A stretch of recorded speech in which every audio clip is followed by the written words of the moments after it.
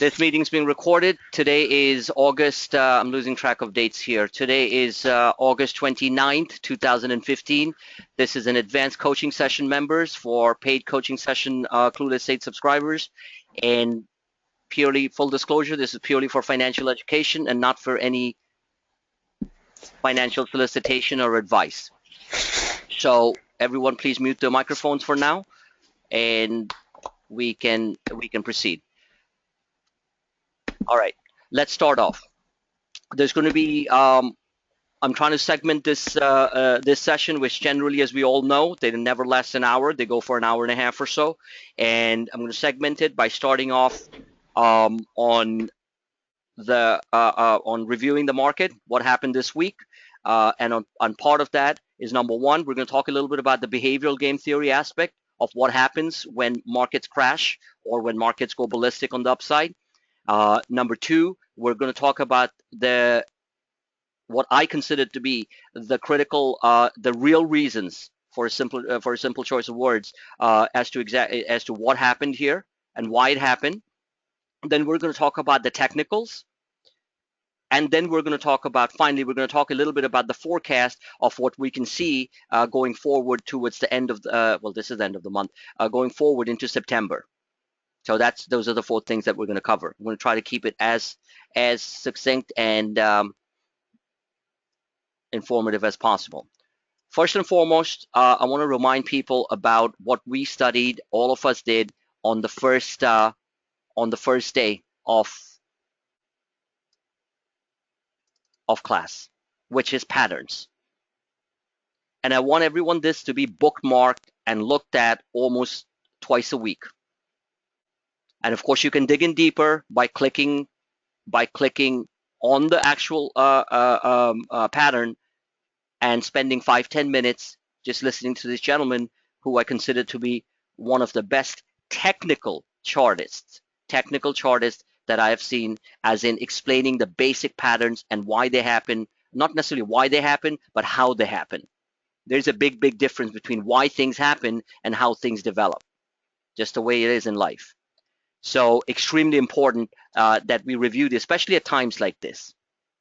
And what's happening here is this structure in the market, basically these two structures here, the 2B top bottom and the market structures. And that's exactly what's going on with the markets right now from a technical standpoint. And of course, there's a huge amount of behavioral aspect going on, which makes things extremely complicated to determine on a short-term basis. I don't need to remind everyone.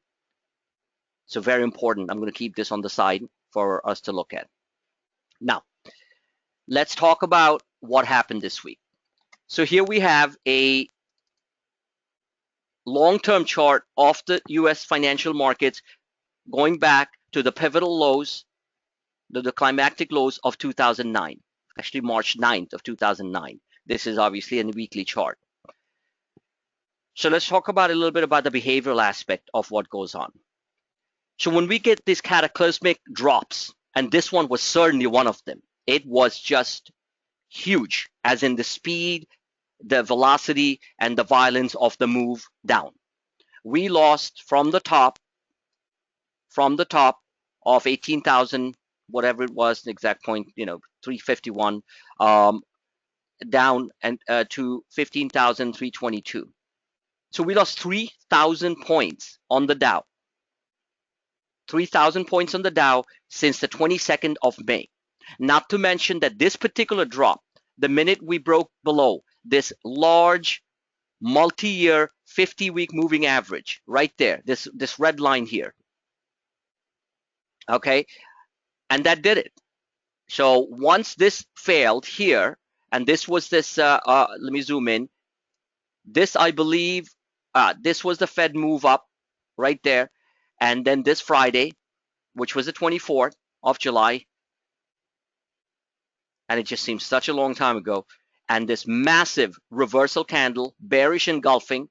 And anytime you see these type of things, whether it's in a stock or the market, you want to run for cover. You either stay in cash, have very limited long positions, and you certainly need to have short biases, because a bearish engulfing of this magnitude, where it completely engulfs, and this is a weekly, okay, means that there is trouble ahead. It doesn't mean we're not going to slip and rally a bit and slip and slide, but something's going on out there. And the big boys are panicking. So and then this happened. So the speed of the drop from 18,000 down to 15,000, 3,000 points from literally the 24th of July, roughly about a month ago, was tremendous. So let's talk about the behavioral aspect a little bit, which we all know. Whether we apply or not, that's a different story. All right. So when this type of things happen and the falls are happening, you get a cascade of negative commentary that just completely what's the word, deluge of negative commentary that takes over the airwaves, takes over anything that you're turning on. All these big shot guys come in, the bulls are completely panicking, the bears are overjoyed, not necessarily because they were short at this point. Believe me, when you hear a guy say, hey, I was predicting this, a month ago, 2 months ago, it doesn't mean necessarily that they were short. It simply means they're gloating in their glory, and bulls do that too, mind you, okay, that they were correct. And they probably didn't make any money either, because by this time they were probably not even short, because they were getting blasted out. And of course, on a technical breakdown, they probably came in short. So being a tactical short from a behavioral standpoint is extremely important because of a simple thing called confidence. When you get a trade that works, you feel extra confident to go into the next trade, long or short. So it boosts your confidence that your next trade is going to be correct. And generally speaking, from a behavioral aspect, and I know this because I do this, okay, all day long, that when you are going from a winning trade into another trade or trades, you are going to have a higher probability of success. Confidence is contagious. You've heard me say that a lot. And fear is a reflex. Scared money in general never wins. Easy thing to say. I don't think I've ever not been scared or stressed in a difficult market. I've been scared when the markets rise like this because I don't like runaway markets. My ultimate performance, and it was one of my best couple of weeks in a long time, and I'm proud of it, not because I'm right or wrong. I'm proud of it because I managed to navigate it. Let me remind everyone that this is a plug for the service, that if I did not guide, and I'm not saying I'm 100% the factor, but if I didn't guide people through the worst days in the market, I can assure you your probability of making money in this market would be far, far lower. No questions asked. I engage people on a hour to hour, in some cases minute by minute basis, in order for them to maintain their sanity and stay with the trade, long or short, because we've been short many times. So the point is that this is something that I always remember from a long time ago, and this is my motto. It's not the entry point that you get in, it's how you manage that trade on the exit point. So if you cannot maintain your trade through the benefit of my charts and the running commentary and my reading of the markets on a minute by minute basis, then obviously you will have a very difficult time going forward. Wei Xing, are you in?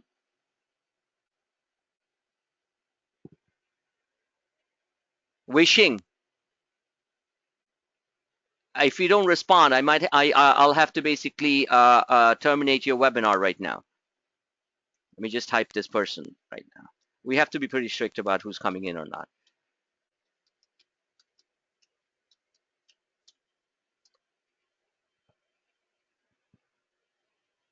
Wishing?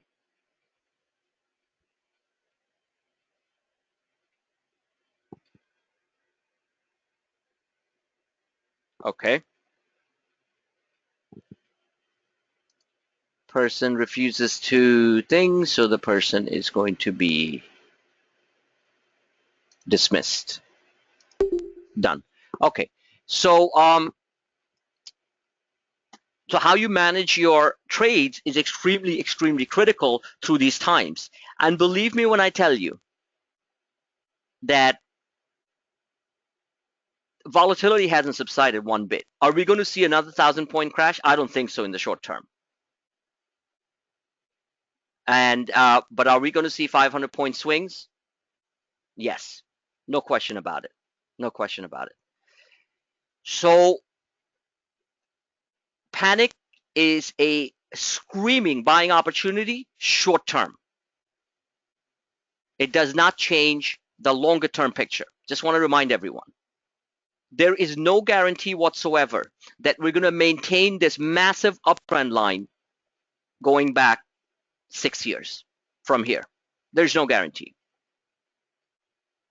However, in my opinion, many of you who navigated with the benefit of working with me closely, my charts, maintaining your own trades, doing what you need to do, maintaining your own EQ, emotional quotient, I congratulate you.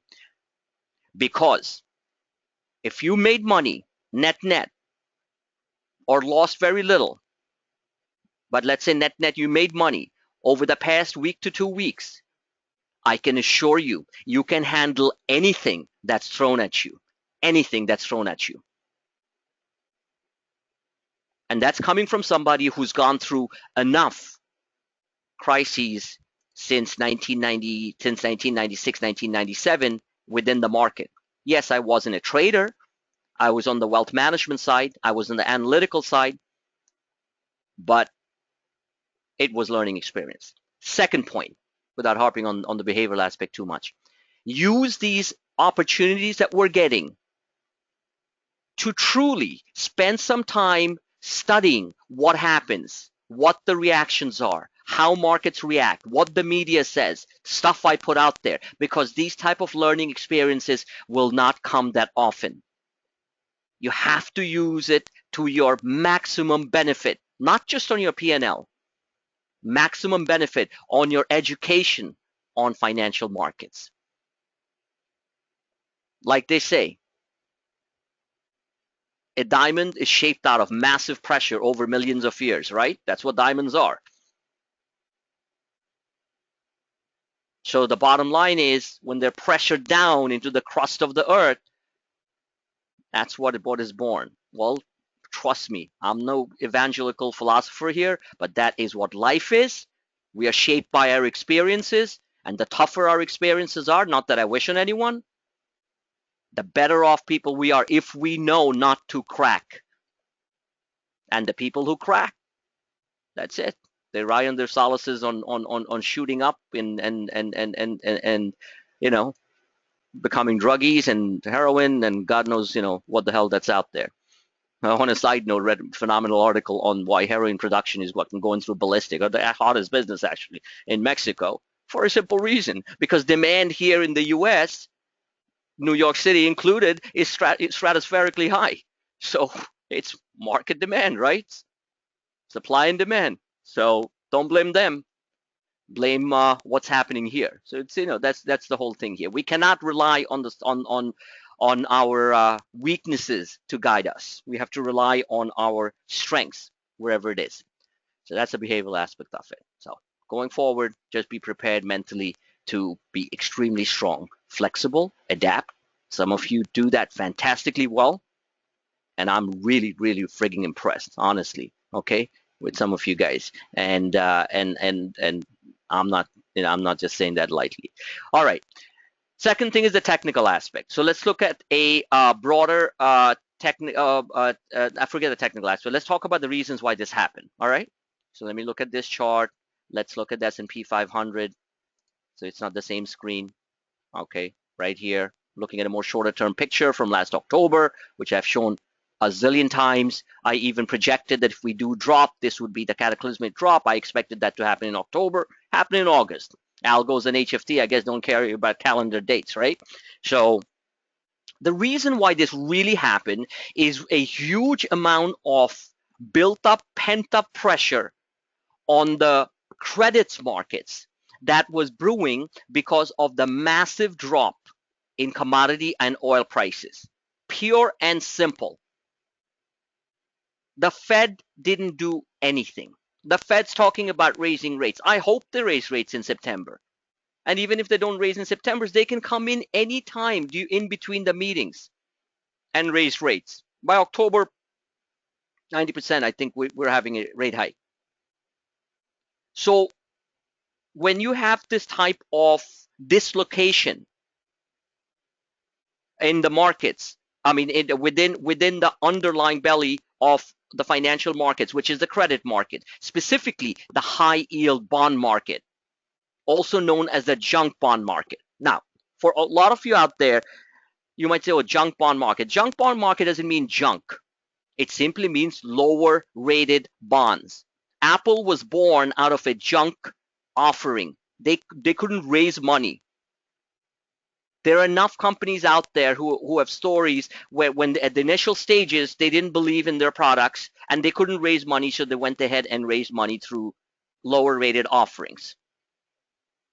But recent years, there has been a huge buildup on the high yield side by oil and energy companies that you have heard from the big shots talk about quite a bit, which they raised money at and went out and went gangbusters, lower rates.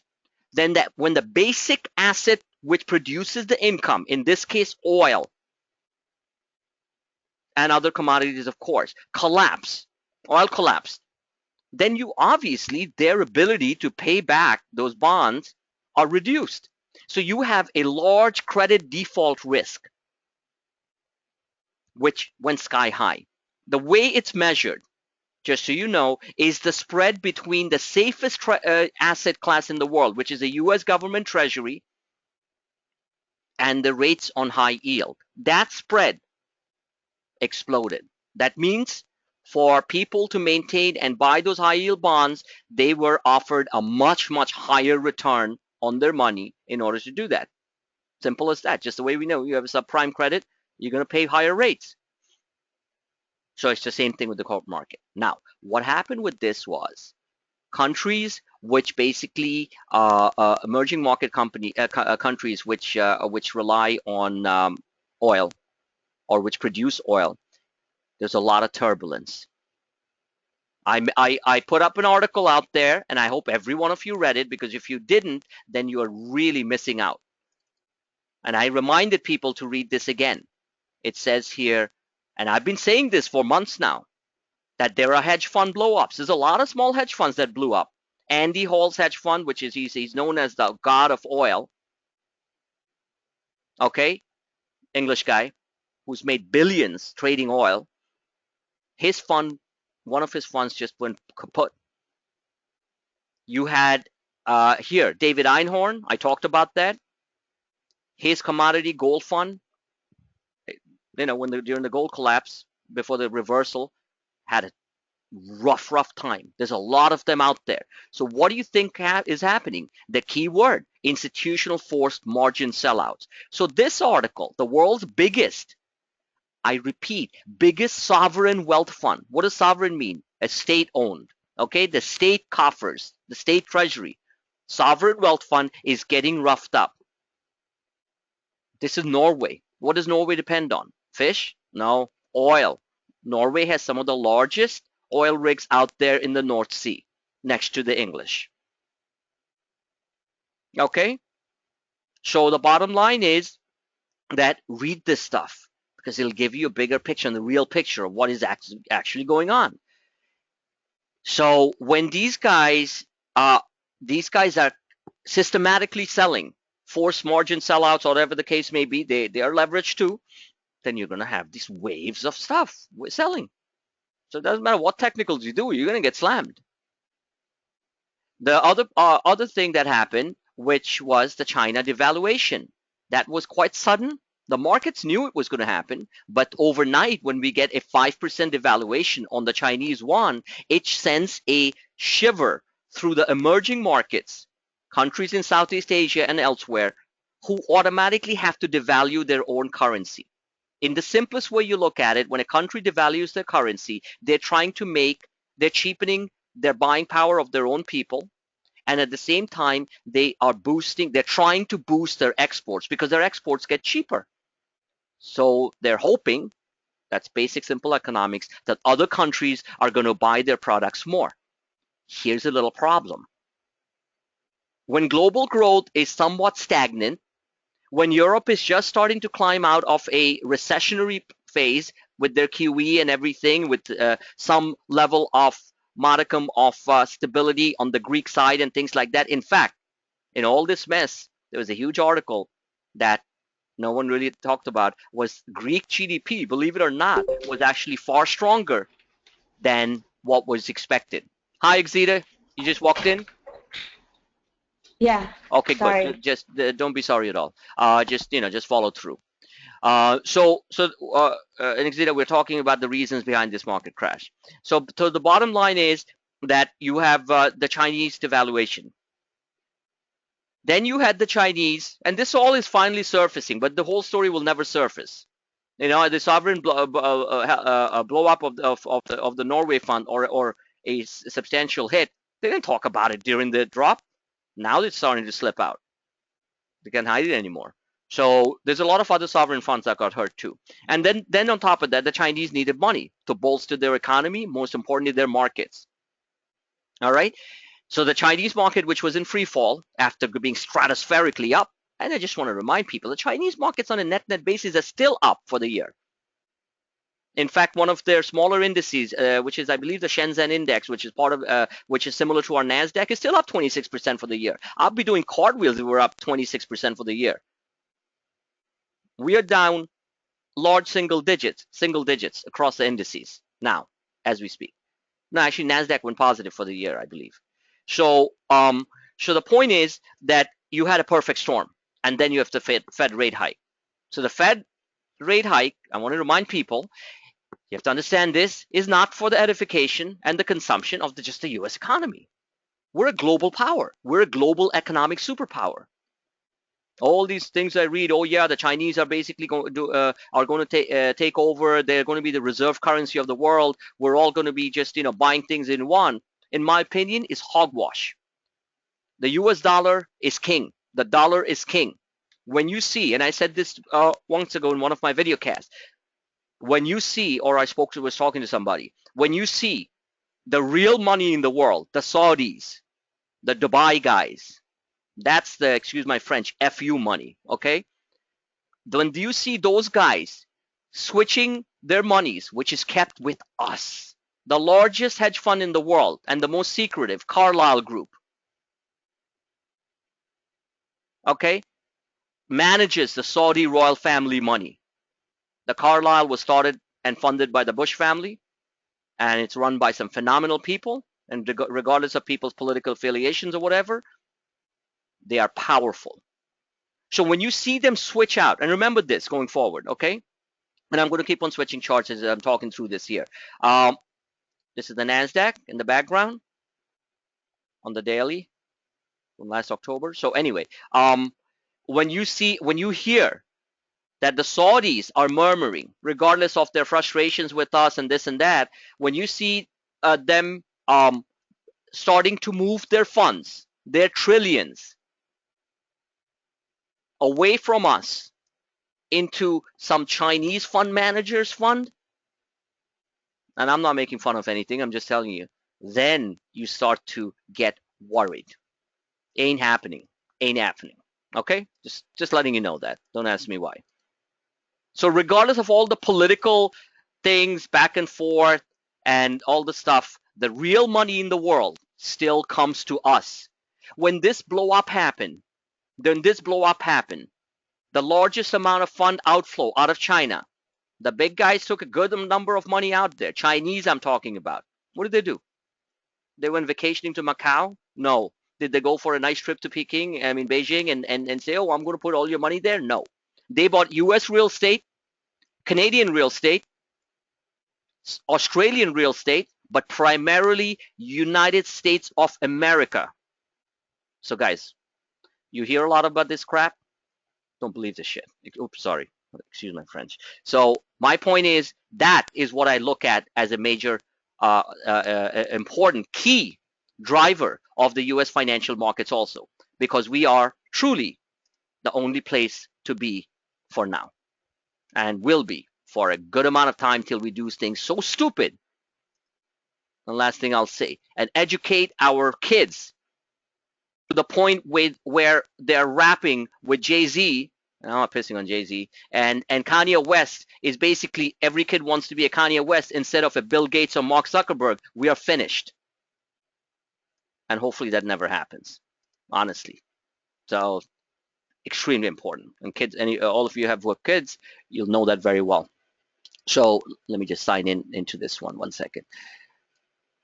So my point is that okay, good. That's in there. So that those are things to keep in mind. Those are reasons behind it. Now, the dynamics of it. This chart is fundamentally the most important chart.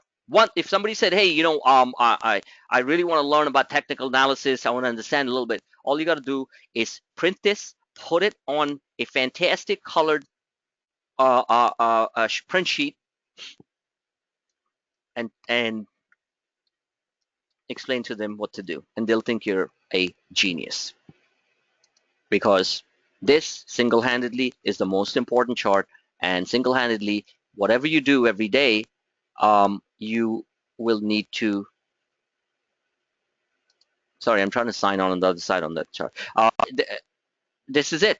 So when you want to look at the market, look at this chart every single day, which brings me to a very important point. These are very important administrative points. If you don't have the right visuals in any market, but more so now, and you are just still sticking to whatever, basic chart that you're looking at, and I'm not saying that people are using the wrong platforms or anything like that, then honestly speaking, you are going to suffer.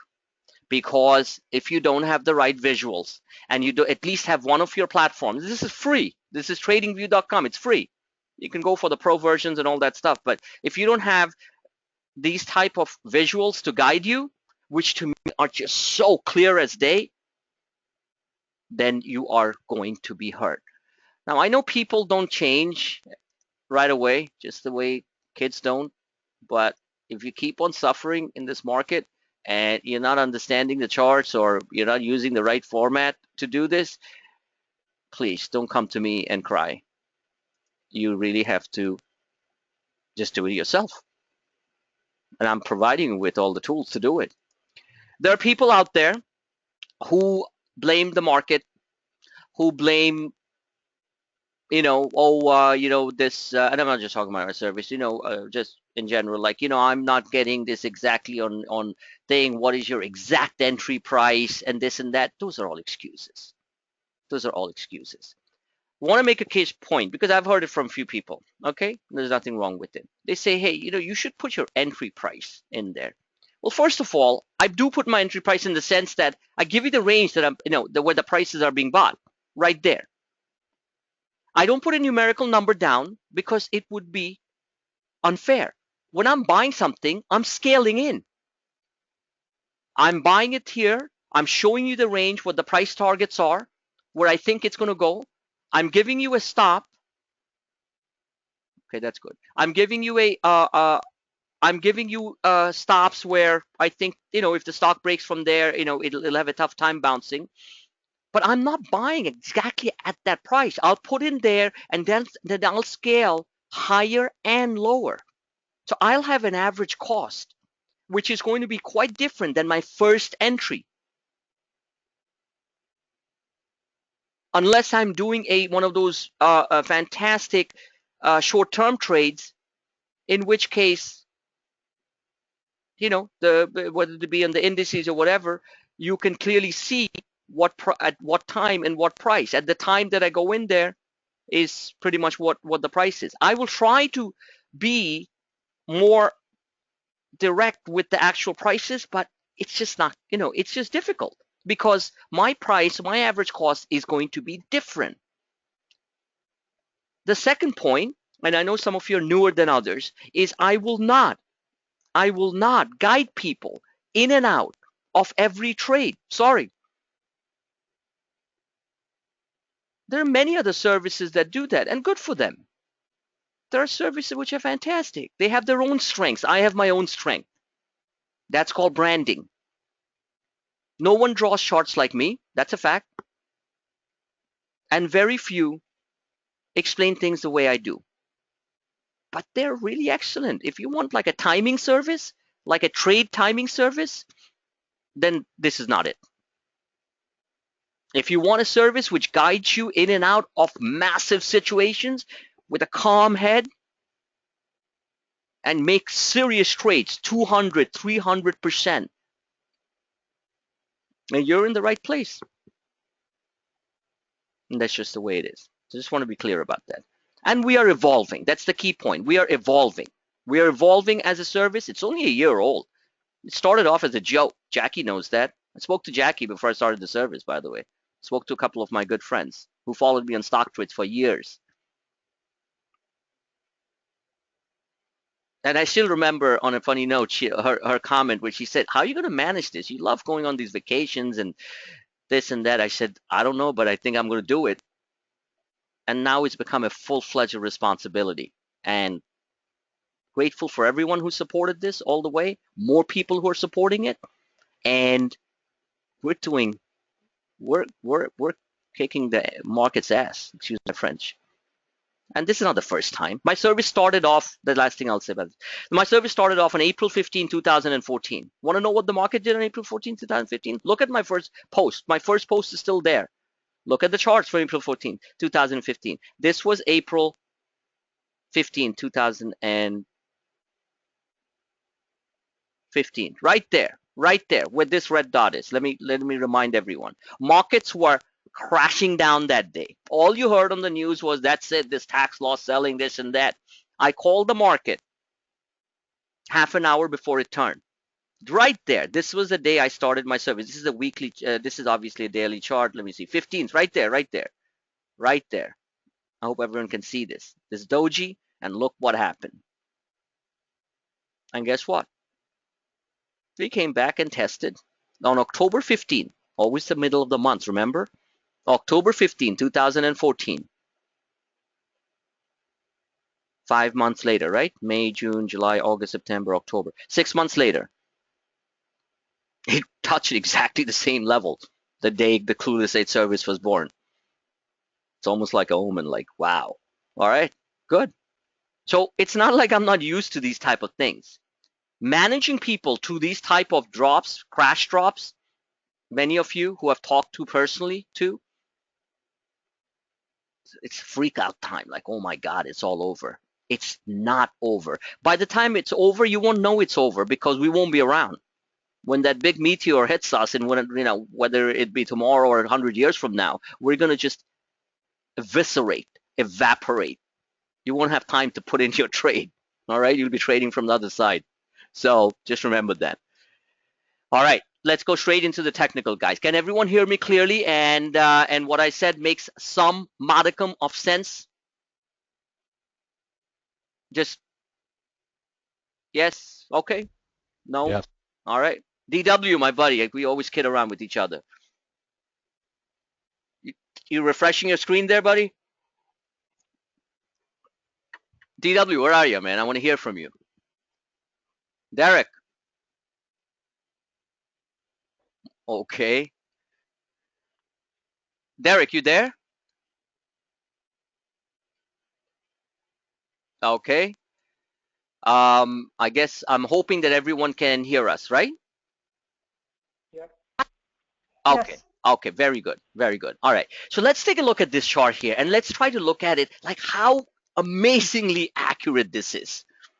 Really, it's like, I don't want to sound dramatic. This is not a Dr. Phil show, like or what was the guy's name? The crazy one? Gee, I'm having a memory loss here. The crazy guy who used to have fights on the stage and stuff. Jerry Springer. Jerry Springer. Thank you. This is not a Springer thing. Oh, hi DW. Yeah, but you can't hear me. All right, no problem, buddy. I hope he can hear us, but I can't hear him. I hope all the stuff we're talking about is making some sense. So this is not Jerry, but I'm telling you, this sends chills through my bones. Because look how accurate this is. And this wasn't drawn like after the fact. This is being drawn. Thank you, DW. This is being drawn before the fact. All right. So look at these channels. Each of these lines. Exida. Yes. Okay. You can hear. You can see. Yes. Okay. Exida is a very dedicated new member, and I'll tell you, you're gonna you're gonna pick up on these things real fast. I know you are already. So all right. So bottom line is, look at this here. 3 channels drawn. Now remember, as a chartist, I look for the highest probability hits on a chart.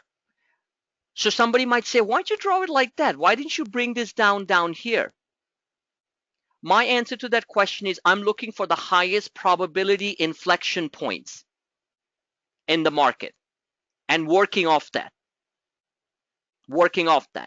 So the first thing when you look at this chart, and this is critical to your management of your trades, okay? Intraday trades, one important thing, somebody asked me this, I could give you guys like 50 intraday trades where I can scalp off a point or two just by trading the S&Ps. Savvy knows that. And I look like a hero every day. It's the swing trades and the management of the other trades is what really matters. So this chart is critical because of that. Management of your trades, your swing, your investments, and everything. So here was October 2014. I talked about this months ago, that we were in this massive volatility cluster and that we were trading in a trading band. Let me draw this, which was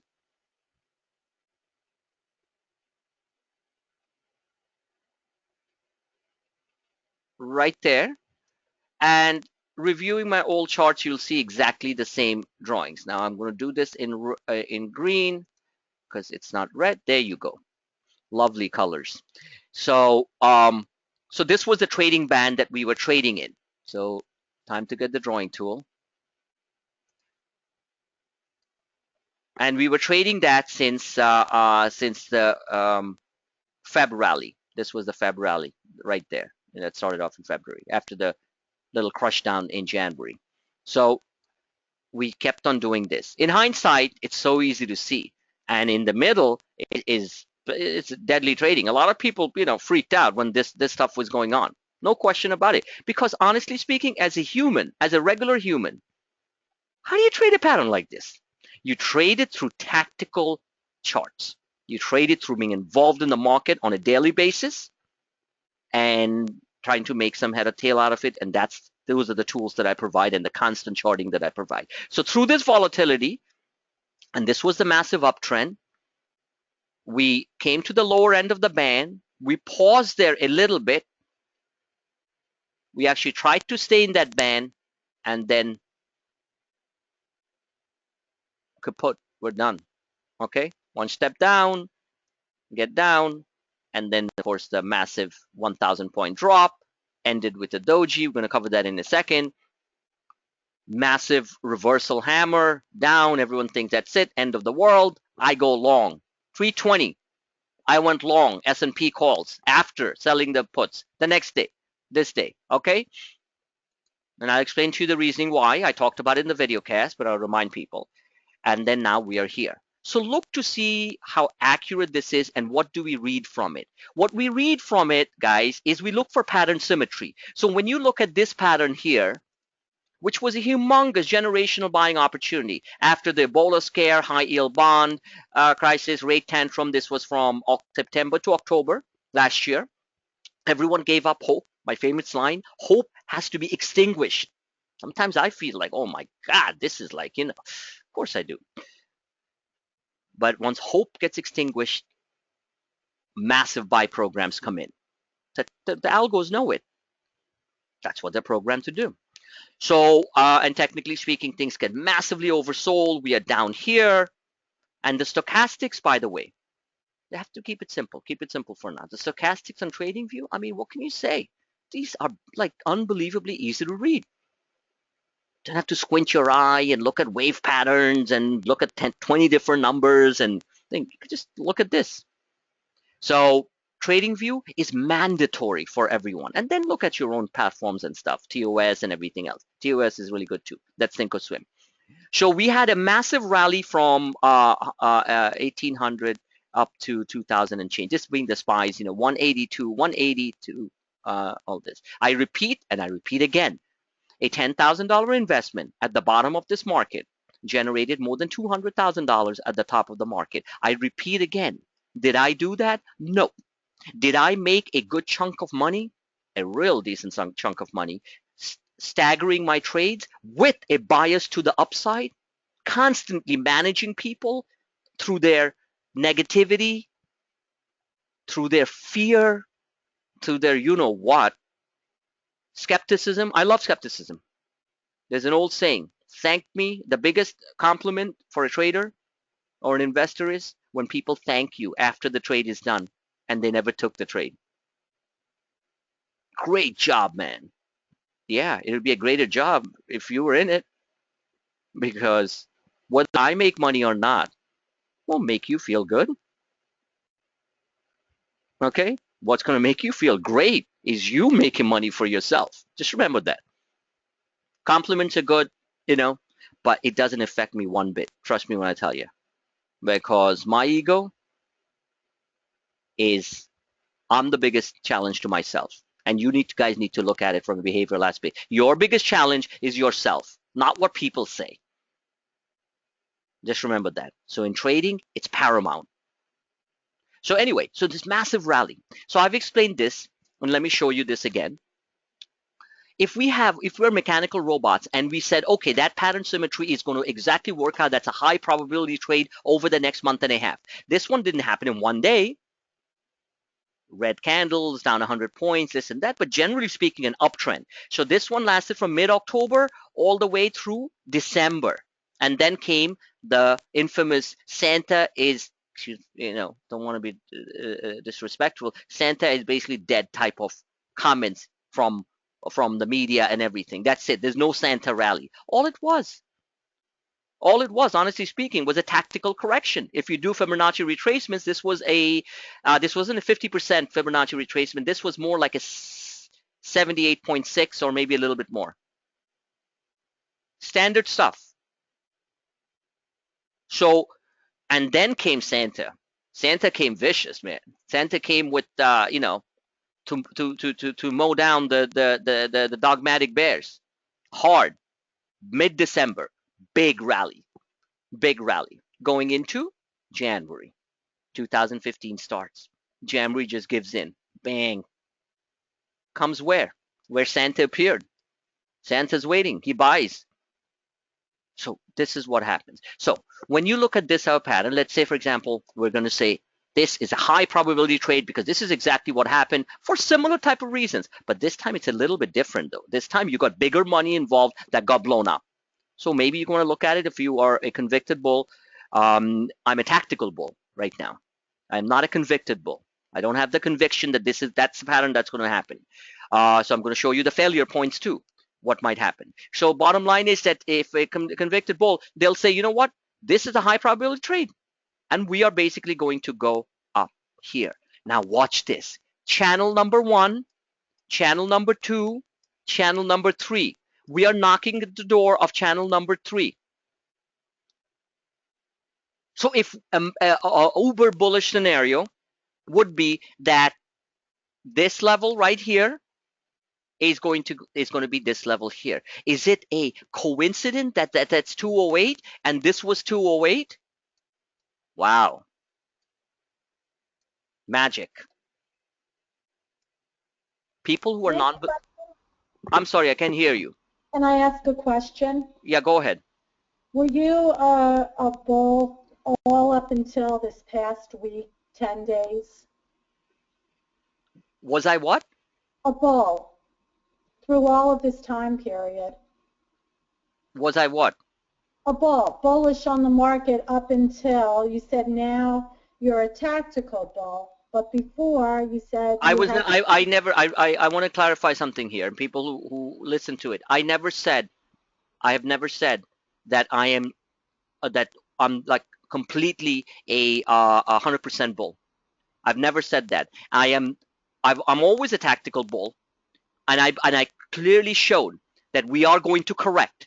People know very well what I said, and just as a reminder, I'm saying this, that I did say that as we enter September, as we enter, there's going to be massive turbulence.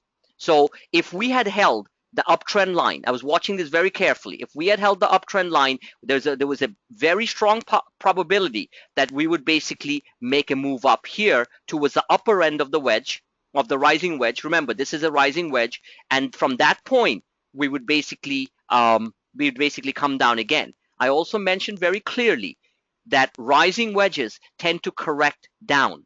Now, one of the key things here, when I see this type of volatility on the part that this downtrend line was drawn a while ago, this first one, number one, that if we kept on failing, and my trades will show that I was tactically short many times on this matter. If this failed, that we would be in trouble. So in answer to your question, my level of bullishness generally comes when we test these type of levels as we were trading within the band, and I clearly say you buy the lower end of the band and you sell the upper end of the band. So that's the answer to the question. So let me continue with what I'm saying here. So from a standpoint of where we are with if this happens, this is the full scale full-blown bull scenario. We're going to come to 2080. Some of the articles that I read over the weekend, these guys are basically saying the same thing. They're basically saying, and these are like the hardcore strategists from the large investment banks, not the crazy guys. So that's where we're going at this point, in my opinion, and I cannot forecast that far. We probably fail. But will it be an overshoot like this with minor pullbacks and we keep on going higher? Don't know that either. So at this point, it is not necessarily a day-to-day thing, but it is monitoring things as we move along. Now, what is going to keep us in the game if somebody wants to swing trade? What's going to keep us in the game, and please look below, is, and this has always done that for me, is what the stochastics are doing. The stochastics are telling you a story here, and they can fluctuate around too. When this happened here, oops, sorry, I need to always revert back. Yeah, when this happened here, this is what kept me on the long side of the trade majority of the time. Right, this, because despite this big moves, remember, always come in the first 3 or 4 days. This is where the first salvo of big money is made. Right there. No difference here. Forget this swing 1,000-point crash, but yeah, let's say here. This is where the big money was made first time. So this one obviously came up to this correction level, and it went above that. But generally speaking, the first couple of days. So right there. Okay. So what keeps you in the game is you keep on looking to see what the underlying stochastics are saying, because this is truly an accumulation distribution type of matter. Whether or not smart money is buying, whether or not shorts are covering, it really doesn't matter.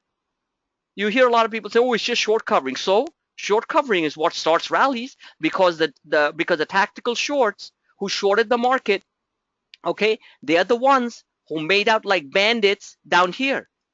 When I was short the market that day on Friday, the puts, put it out there for people to see, because sometimes they're hard to believe, right? People who do it, they know. They went from $4 to $28 the next morning.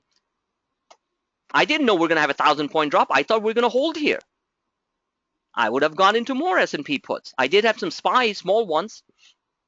This was a 4. This Friday, this was a $4 to $28 move.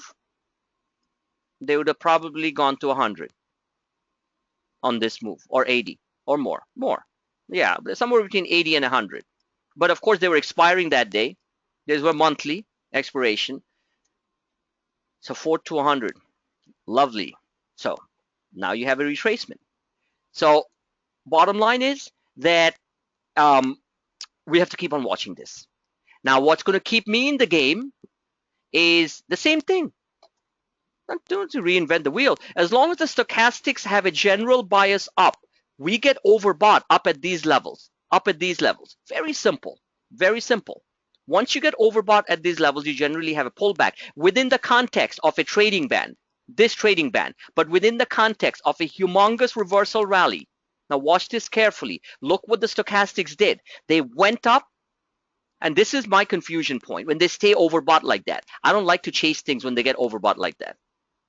I see a lot of people who are super excited, like, oh yeah, you know, things are just going to keep on going. I just trade tactically a little bit. So once we get up towards the level where it is in the 90 range, over 75, over 90, right there, and it stays like this for weeks in a row. This stayed all the way from November through December.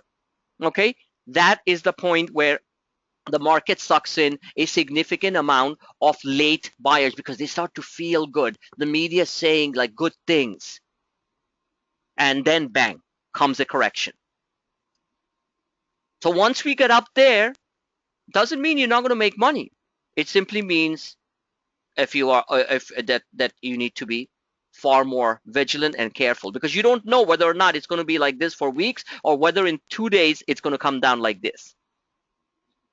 So my point is, on a short-term basis, till this is the second scenario, till we get overbought, you remain with the trade. What does that mean? It means, in my estimation, we are going to get up to somewhere around 204. Give or take, that's 2040 on the S&P 500. That's another. Nowadays, it means nothing because people, this is the best part about cognitive behavior, about human beings. When they experience something over a short period of time, they kind of get used to it. Body blows. We've seen a 1,000-point drop. So what? Give me a 200-point move up. Big deal. Futures open up 20, 30, 50. People don't even care about it anymore. I mean, people do. We do, but still. So you get immune to these massive moves. Before, a 50-point move would be like, ooh. Now it's like 200 points. Bring it on. We're getting used to it. That's what algos train human behavior to do. Get used to massive volatility. So from here, from 199 to 204 is 5 S&P points, 5 SPY points. So that's roughly about 400 points. That's a 400 point to the next channel. So it looks like we are in this 400 to 500 point band. And again, I repeat, we're talking about these things just the way we talked about these things down here after the reversal, before the fact. So please, that's real strategic forecast. So we are 400-point bands here. We can get that in one single day. So entry into the channel right there. It can't be any more accurate. Look at this. We closed and we retraced right there. Chart formation, let me zoom in now. Chart formation, nothing but positive. At this point, from a short-term basis, I'm not talking minute-by-minute basis here, okay? So once we entered this, after maybe jiggling around, maybe we come down here and test 196. People will be like, oh, here we go again. It's a standard retracement. 3 points,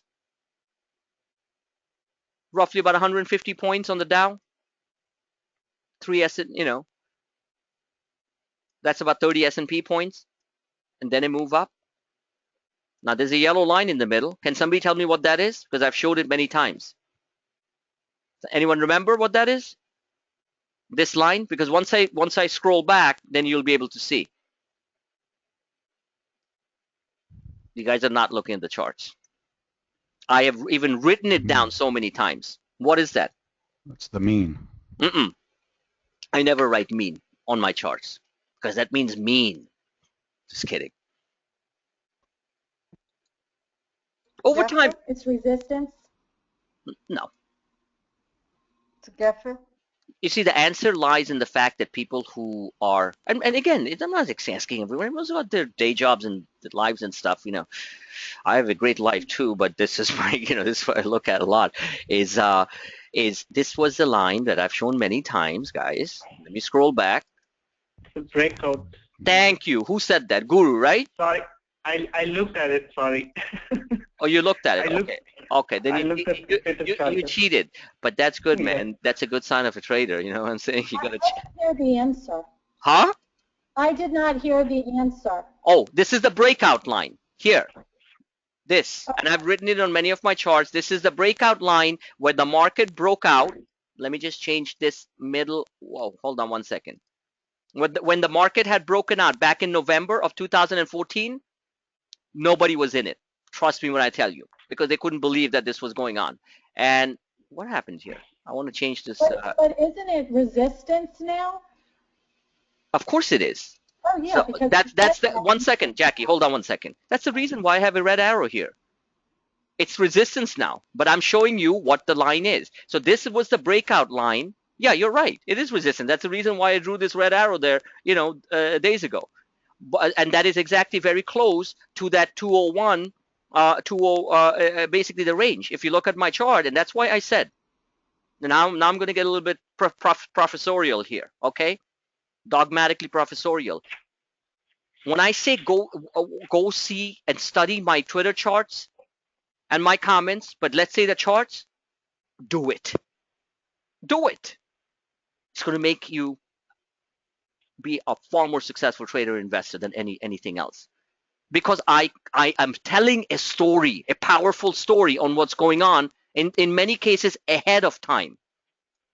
So do it for your own benefits. And I'm talking in general. Okay, so bottom line is that this was the breakout from the same October rally. Okay, same October rally, and you have to have a what's the word? You have to know, like they say, in order to appreciate art appreciation, you have to know what the background of the artist was and what happened. And in order to play in any game theory, you have to know who the actors are. So if you know what the actors are, in the case of technical analysis, you have to know a little bit about what these patterns are. And I write it as much as possible, but I'm not going to write a history on the charts. So the bottom line is that this was the level in November of, this was the level on that the market broke out on, 1 second, oh, here's the date here, at the end of October. This was the point. Once it broke out, this is when the majority of average retail investors, and as I like saying, non-clueless 8 members, just kidding, okay, got in. Yeah, they made some money, but then they fell too. The real money was made between here and there. So picking up on this matter here, this is a major resistance point here. 1 second. This is a major resistance point here, okay? Like Jackie correctly pointed out. So what's that level? 202. And you are going to see selling at this point. No question about it. Well, now what does that selling entail? That selling could be bang, hit it here. People can't imagine that the markets can actually go up on Monday. A lot of them. Trust me. I scan all the other platforms. StockTwits is a great thing here. There are great people there. But man, some of these comments that I read, it's just unheard of. And so, and I'm talking both from the bulls and the bears. The bears are a little bit more idiotic, in my opinion, in some cases, what they write. Because the majority, and this is one thing I want to make it very clear, majority of investors, and I put some very important articles out there, just scan the headlines if you don't have time to read the first paragraph. You had the largest outflow of money from US financial mutual funds into cash. They were so scared they didn't even go into bonds because they know the Fed's raising rates. So they're sitting in cash. Largest outflow since 2008. The markets didn't go down in a one-way straight line from 2008 to 2009. So what I'm getting at is that if somebody tells me that people are excited and that they are getting overtly bullish and confident, they are lying. There is massive amounts of fear in the market. As Art correctly put it, most people are fearful. Obviously, you got these Norwegians dumping bad salmon on us every morning. I mean, what do you expect? All right, but we're not in the business of what humans do. We are in the business of trying to be as robotic as possible. So saying this, if we hit this level here, then we are going to basically possibly we can pull down to 199. We test the bottom of the channel. But what I'm getting at, we can on Monday we can pull back here. Just letting you guys know, we can pull back here. But this channel entry looks very likely. It's a high probability trade. I'm going to be watching this very carefully and many other metrics. As long as the uptrend is intact on the stochastics, and the stochastics can come down here and bounce from here. It can create an inverse head and shoulder. Have to know these patterns inside out. Here's the head. Could draw patterns on internals too. So here's the head. Here's your left shoulders. And your right shoulder can be formed here. So yes, you could have a 100, 200 point pullback. What's the critical line? It's right there. Below this, panic sets in again. Below this, I repeat, because this is a major support line here in this range, whatever the range is, 197, let's say. Below this, panic sets in. I'll go short. Make money on panic, long and short. Just because people are panicking doesn't mean the market's not going to go down. There are fund managers out there who have no frigging clue how to read the markets. They'll panic. So you basically will come down. Where are you going to come? You're going to come and fill this minor gap here at 194. I repeat, this is still fine. The real DEFCON 5 comes in if we break 192. Because at that point, free fall time, are we going to test this 182 level? Who knows? We might. Be prepared. Be prepared. Can happen. For whatever reason. Maybe there's another Danish bad salmon factory out there who wants to dump major amounts of their sovereign wealth fund coming into us. I'm telling you right now, we don't know. I want to remind everyone one thing. During the 2008-2009 crisis, the biggest word that you always heard was toxic assets. Remember that? TOXIC. All you heard was toxic assets.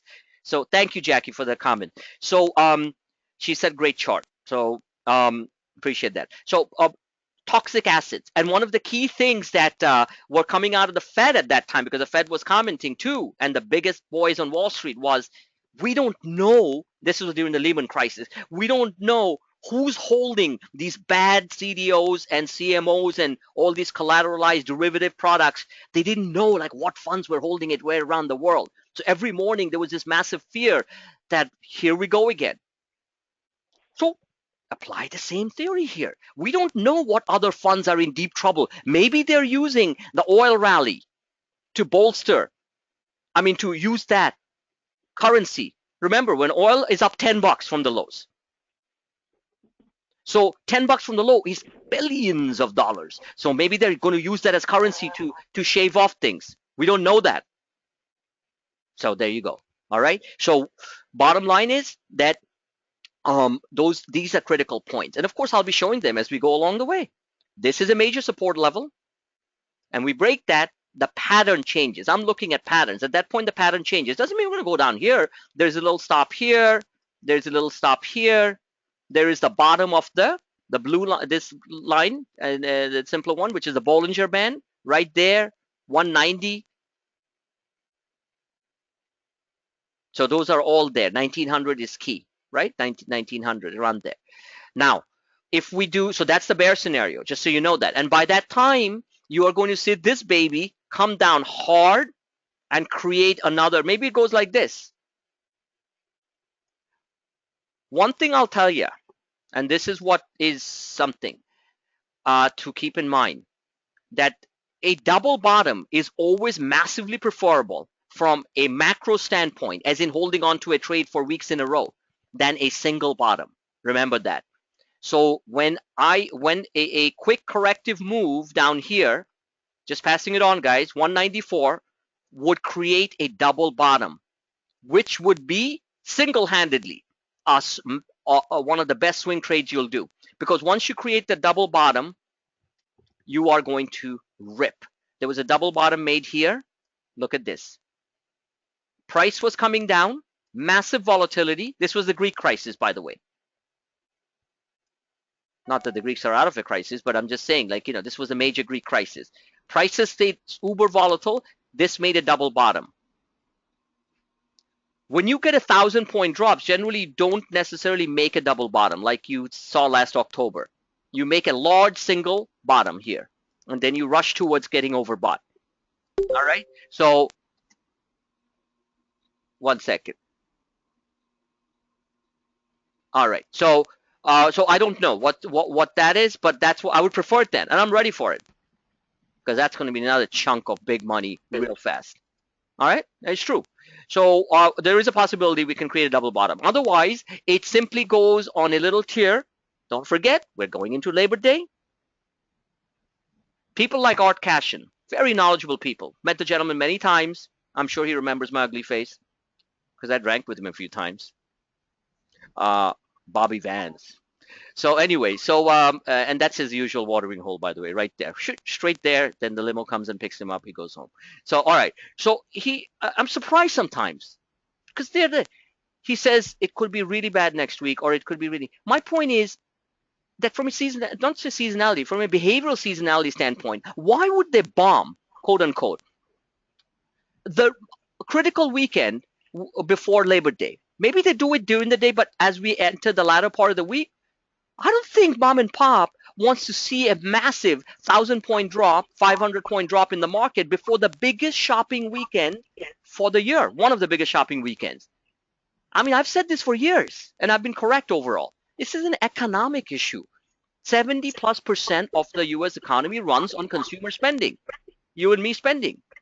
So do the powers that be are going to just let that happen? I don't think so. So generally speaking, that coming weekend, going into the latter part of the weekend, mind you, is a positive event. Just want to pass it on to you. So I don't know what those guys are seeing, but like I said, I showed you the scenario. We could come down like this and make a huge move as we get to the latter part of the weekend up here. A 10-point move. That's 800 points. This is the 800-point move on the Dow. 194 to 202 is 8 points. That's about 80 S&P points. Multiply that by 8. Oops, sorry, that's 600 points actually. That's a 600-point move from here. How do I get to that? It's 194, 202 is 8. 1 S&P point is roughly 8 Dow points. So 80 S&P points would be 640 Dow points. Is everyone clear about that?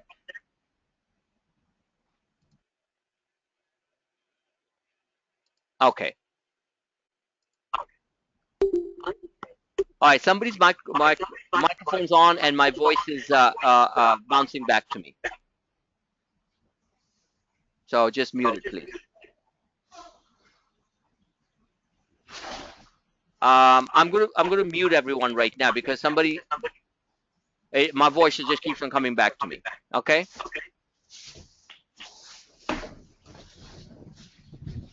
I'm muting everyone. Okay. So now, so you can get that. Now, the second scenario is that I showed you a scenario. We pull back here and then we make a move up towards there. I believe this breakout level, which was monstrous, gets retested, and then we can come to the bottom of the channel, make the same move again, or we can fall below the channel. So always monitor this, extremely critical, and look that we ended the day just right at that juncture. This is looking positive for next week. So that's can't predict what's going to happen on an hourly basis, but looks like it wants to at least get into the channel. A big channel failure and a fast move down here would not be good, because then confidence would be eroded again, and you would have panic selling. And of course, if we get down towards 192, all bets are off. At that point, it's a high probability trade that we test, not necessarily 192. This was the Norwegian dump and the whole works. I don't think that's going to happen, but at least the 188 level right here.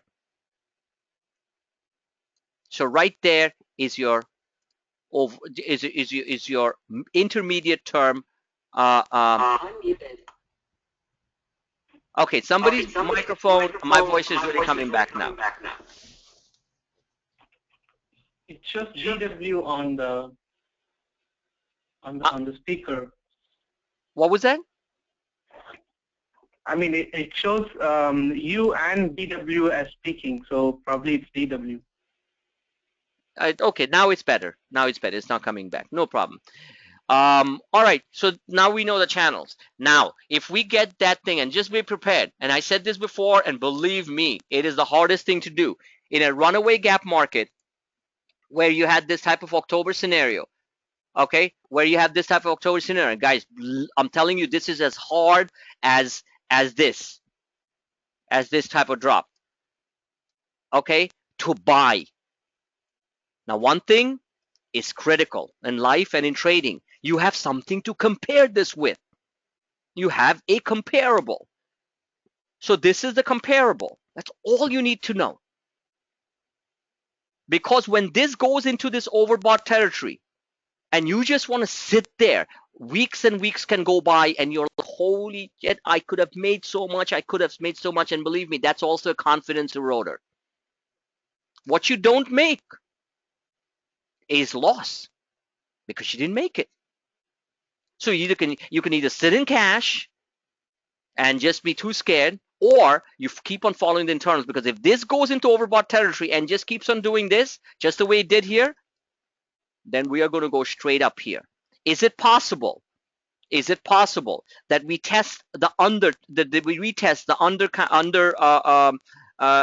the bottom of this rising uptrend line from October? Yes, it's possible, and that would be 211.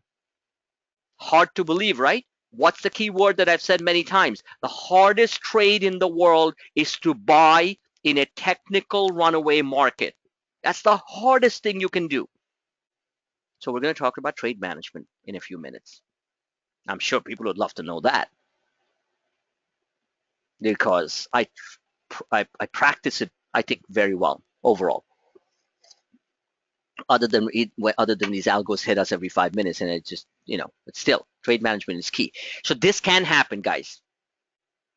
A best case scenario for us as tactical traders is a minor pullback, load up a little bit more, move up towards 202, the green line, Jackie, the resistance line, vacillate a little bit, move up into the channel, which I actually don't want it to happen that fast.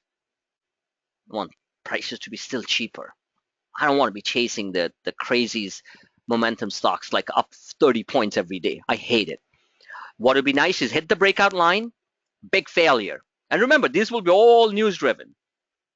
All kinds of news driven, right? News will be coming out all at the real opportune times, to move the market up or down. Amazing how that happens, right?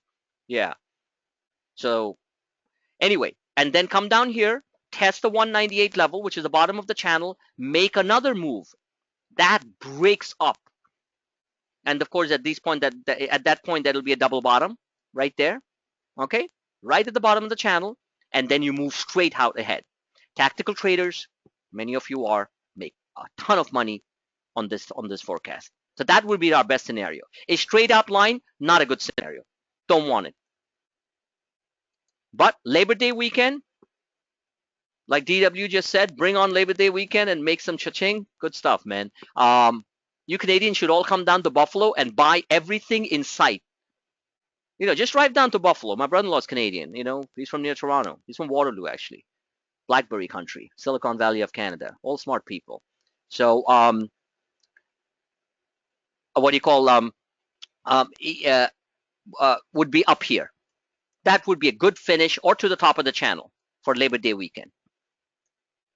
And then come back September, like they say, oh, they're all going to come back from the beaches. Yeah, as if the machines are at the beaches. I mean, it's the stupidest thing I ever hear. Oh, no one's at their desk. Big deal. The algos are programmed from a laptop.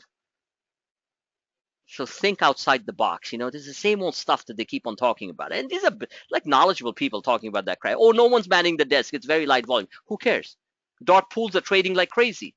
Dark pools, by the way, for people who don't know, are basically exchanges which are out of sight, out of mind. All right. So, and we have great people who actually talk about what the dark pools are, blue or red or green that day. Richard Hager, my friend Ragar, he posts that sometimes.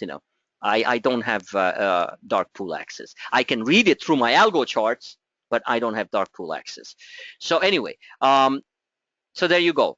So that would be the perfect scenario. Now, this has to be monitored very closely, because if we crash down like this here, and the minute you see this turn, you do not want to be long the market. Stochastics speak volume. raises that. Let's take a look of what I consider to be, and which was a very profitable trade, still long that, to the balance is still running, of the Russell 2000, the most hated and loathed sector. Russell 2000. Oh, all the gamblers are in there, blah, blah, blah. It's US small cap growth, for God's sakes. Okay. In fact, in my opinion, they're the far least exposed, to be honest with you, to the trials and tribulations of what's happening in China. So here your Russell 2000. The multiple fan lines you can draw here. And I've showed this chart many times on different formats. This is key because this is where a lot of the oil companies and the biotechs and stuff are in there. And just so you know, and I want everybody to read that article about cash flows out of US mutual funds. Well, guess what sector took in money this week? Tactical managers put $280 billion, not 280 billion, I think 280 million, into IWM, Russell 2000. Bingo. And don't forget that the Russell 2000 corrected far larger than, and was correcting far, earlier than the Dow Jones Industrial Average. Look at this.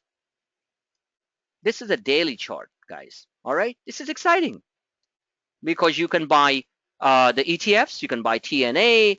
There's just a bunch of them out there. TNA is the most easiest one. You can, some of you know some of the other ones. I don't necessarily play the TNA and stuff, but you can play that. The stocks. You don't need to, buy the Russell calls and the IWM calls and stuff. You can just buy the IWM. You want a couple of points. But this is key. I find a lot of opportunity here. I kept people in this trade. I know Savvy and a bunch of you did that. Powerful trades.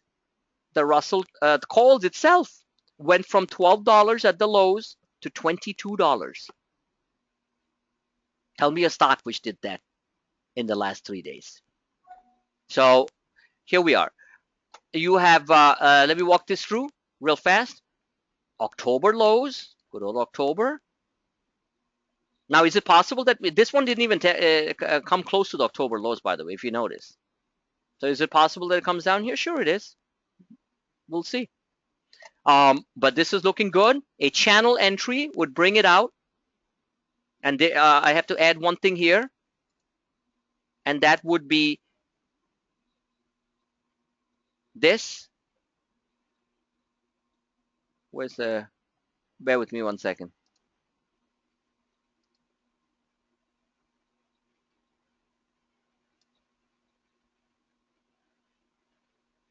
Obviously, every sector has a different set of characteristics, as you can see.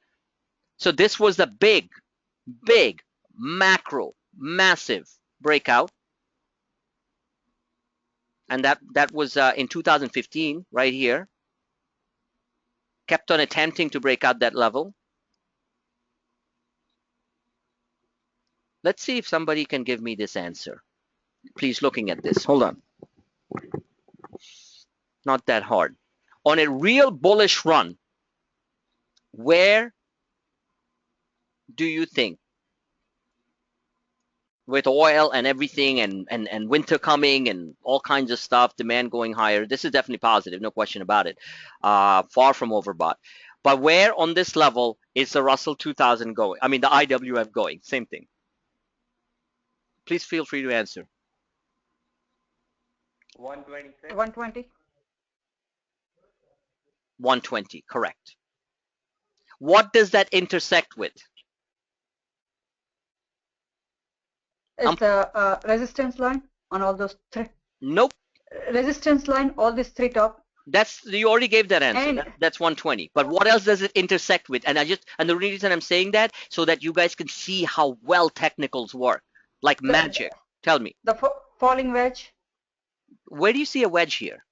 Oh, the two green line that you have pointed out. I'm being a teacher here. What is the two green lines called? Channel. Thank you. That's the channel. That's the channel. Yeah, so top of the channel. That's right. So no wedges and stuff, it's channel. So exactly. It's not magic that once you entered this uptrend line, you are basically going to hit the top of the channel, which coincides with that massive resistance, which is 120 and change. Damn good money. That's 1200 and change on the Russell 2000, which is right now closed at 1162.91. Strong. Remember, the Russell 2000 on Friday, guys, started off 4 points lower. 4 points lower. So, so that it was nice to see power move in. Now, looking at this, that's a good answer, everyone. Looking at this here, this is key because this runs the market also. Remember, a lot of biotechs in here too. Now, if somebody well, actually, that's a dumb question. This line, for example, the reason I drew it here is because this was a inflection level, which, 1 second. No, I'm not going to go there because this was actually the level where you had the first red bar, and that's the reason why I connected the uptrend line into that. I could have always brought it down here and stuff, but I find that to be an inflection point on the thing. Now I can actually do a little bit better if you bear with me 1 second and put it here. That's actually a better point here. Why is it better? It's better because this line actually doesn't matter, because we had a massive inflection reversal candle here. Can everyone see that? Yes. Every time you see a reversal candle like that, you can trade it to the next resistance level, which is the massive multi-year breakout, this green line. All right, so the bottom line is I should actually put this as a green line with a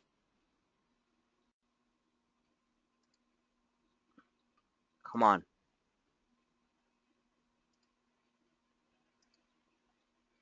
Green line with a red border, because that was, or with the light there. Anyway, so bottom line is that it also happens to be the intersection, another intersection of the downward sloping channel. So when these guys come out, I want to remind everyone, they say, you know what, this is it's still in a falling channel and stuff. So I'm like, so what? We're not running billion-dollar funds. We can just trade this 50, 60 points up and down. We're not going to be exactly correct every minute of the day, but showing you the picture. So don't always listen to these idiots, who are like, oh, well, I'm just going to stay out till it breaks. Oh, yeah, by the time it confirms, it's going to sell. By the time they are waiting for this point to confirm up, it's sell time. So yes, it is in a downward trending channel, and this is what it probably does. Who knows? We'll probably get down here when earnings started coming out and we show that the U.S. economy underlying was very weak, which it doesn't look like. But anyway, so an entry into this channel would be a major sell point. And the first level of support is going to be the first level is a gap, is a minor gap here. It's a minor gap right there, which also intersects with this. So, oops, sorry. I really like TradingView. It's so easy to see. All right, right there. It's also pattern symmetry, a perfect V reversal. From that point, many different things can happen. From that point, we can come down and have a vicious sell-off and test the lower end of the channel, move from there. So all that is in the pictures. Otherwise, we break out over here and complete this pattern. This is another V. This is one V. This is the second one, which would be like, wow, we broke out. It's all fine. No, it's not. It simply means time to sell the mini euphoria. If we break below, I repeat, if we break below this multiple month support at 114, then we're in trouble again. I would say I'm not, we can easily slip. We closed at 115, right? We closed at 115.50. Going to 114 is actually not that much, But if we break convincingly below that, let's say this is the 5-day moving average. So you have to look at all these lines, on your own. So if we break 115 substantively, then we're going to test this level again. I have a question. Yes, go ahead, Jackie. Okay, if it hit the 108 level, wouldn't that be considered a double bottom and also a W pattern? Yeah, let me clean out this thing here. Hold on 1 second. You're saying if we hit 108, oh, if we go like this, Yeah, oh, that'll be fantastic. That's what I just said. That'll be great. right, Because but I'm saying how then you will why have it bounce. Now, yeah, then of course. This is a and V it shape. I'm sorry, what was that? Oh, that's a double bottom, that the market structure low, the whole works. Now, I will warn you about one thing here, okay? And this is the way it works. If we go like this, I can assure you we're going to slip and we're going to go here. So don't get uber excited at this level because there's going to be so much panic generated that there will most probably be a slippage. Okay, so then Yeah. it's a better buying point at 104. Oh yeah, this is certainly a buying point, Yeah, no question. And then 104 is a buying point. right. Big caveat. When people want certain levels, they never go there. And at this point in time, a lot of people, a good 99% of traders, I don't care what they say, did not buy these climactic lows. They were heavily shorted and they were like, oh, because the markets next day went up and then gave back 600 points. Remember? We're up like 300 and then we gave back everything. Well, guess what? They expected the same stuff happening over the next couple of days and it didn't happen. Didn't happen. So the follow through day was real. Follow through days generally happen, I believe, on the third and fourth day. So if this was the crash, then 1, 2, 3, 4. It was fantastic. So the follow through day, at least from a technical standpoint, I don't know if anyone's a IBD follower, Investor Business Daily. I will look into it because they always issue, their thing, the William O'Neill structure. So they might be calling that back in the bullish, that we're going to get back in the bullish channel. I wouldn't be surprised. So yes, so this type of thing, for it to happen immediately is highly, highly unlikely. However, because of the dramatic situation overseas with some of these sovereign wealth funds and such, we could see that. And that's it. So so this is the Russell 2000 here.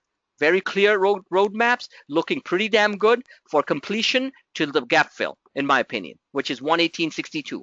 And my other charts have shown the same levels. Let's take a quick look at the NASDAQ.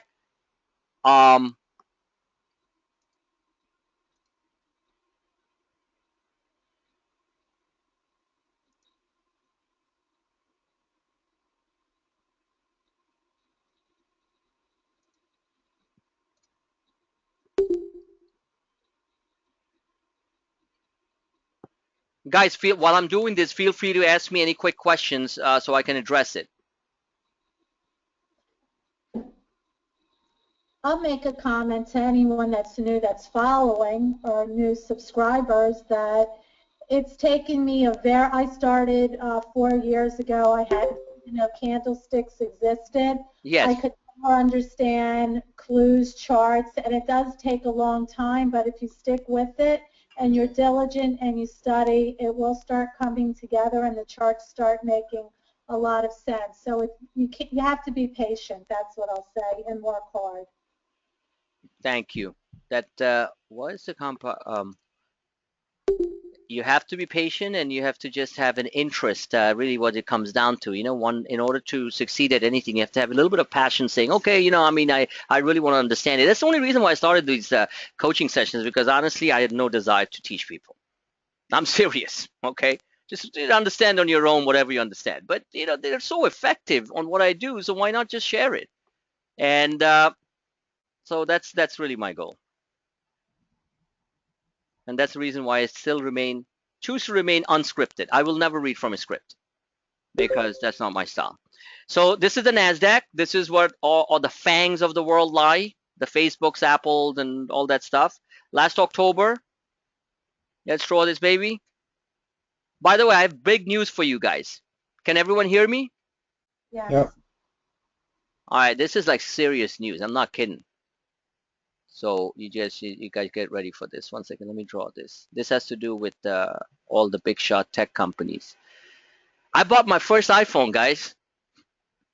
Woohoo! Exactly. This is like huge. Okay, my wife's laughing her butt out. She's like, finally. By the way, I have the most advanced Blackberries that I am known to man. I have the Z30 and the Z10, which has huge machines, okay? But I'm sick and tired of the fact that I cannot that I don't have access to apps and all these fantastic financial apps that are out there on the iPhone. So I got the iPhone 6 Plus, the big screen one. And that's a huge thing. That's a huge thing. Now, why is it a huge thing? You think I'm kidding around? Because I got one? No. Because there is a huge amount of dedicated BlackBerry users out there, like myself. And I'm pretty tech savvy. It's still going to be a little learning curve using this amazing machine. It is going to be a migration as business users like myself who never migrated to the iPhone for a simple reason. Because it did not have the speed and the accessibility and all that stuff that comes with the email functionality that I'm on 24/7 and all the other stuff. But as time went on, the iPhone and Apple has evolved into a real business machine. One of the biggest selling items on Apple, and I'm not an Apple Mac lover either. I don't even know how to use a Mac, okay? So is going to be the new iPad Business Pro that's going to be unveiled on September 9th. Guys, I'm getting that. Because that is going to be, somebody just fell off the chair. What that is going to be the biggest selling item for business users who do not care about watching movies and going through on their iPads. It is done with the collaboration with IBM. As you know, last year they announced that they're working with IBM. And in my layman's opinion, somebody who is finally migrated, and I'm not giving up my BlackBerry, I'm going to still have my two phones. It's just that one of my BlackBerries has been transferred, the number's been transferred to the iPhone. So it's going to be, it's huge. I'm telling you, it's huge. Forget the TV, forget all that crap. The migration of people like me, dedicated BlackBerry users, and I'm talking about the Z10, Z30s, which look like iPhones, big screens, the whole works, not like your old-fashioned, plugging away on the keyboard, is going to be a major factor for Apple. You heard it here first. Okay? And you're going to see this big shot analyst talk about that very soon. So I'm not saying Apple is on a one-way tear up, but they are far from that. If they say iPhone sales are going to be slowing down because everybody's got one, guys, I am one of them, everybody. We don't have one. I just got one last night. So wake up time for the people who are uberly bearish on Apple that they've lost their mojo and thing. There are billions of people around the world. Their China sales, from according to Tim Cook, and Tim Cook's not known as a liar, so I'll give him that. Okay, that he comes out in the middle of the crash, of course, a very opportune time, and he basically says that they have had one of their best couple of weeks in China. Because during times of duress, you want something nice. And the Chinese rich are not getting poorer. All right, just remember that. So those are just the overall picture here. So that is a big thing for me. I'm going to be tooling around with that. All right, so now I'm in the cool crowd. All right, so this is your NASDAQ. Massive reversal, unheard of. This is going, in my opinion, straight. And by the way, it is back into the Bollinger. And this is going, in my opinion, to test the 108 level, the QQQs. So another 3 points in the Qs is a good chunk of points on the Apple, Amazon, Tesla, Priceline, Netflix. So playing them tactically is still a pretty damn good bet. However, can somebody tell me what the downside is? Because it's moving so fast. It's going to come down fast. No. Getting close to overbought. Huh? Somebody give me a real intelligent answer. Maybe 99. It's going to be overbought soon. Thank you. Thank you. It's going to get overbought real soon. That's the reason, if you noticed, I am playing the indices more and not chasing every tick on Netflix. Correct. It's going to get overbought soon. I'm looking for events like the Russell 2000 where I have maximum money-making potential rather than minimum money-making potential. I'm not saying it's going to be minimum. I'm simply saying that it is getting overbought real fast because it is right now at 80. It can vary. It's going to go here into the 90. Go ahead. I can hear you. Is somebody trying to ask a question? All right, next question. Oh, that's my voice. Somebody's microphone is bouncing back again.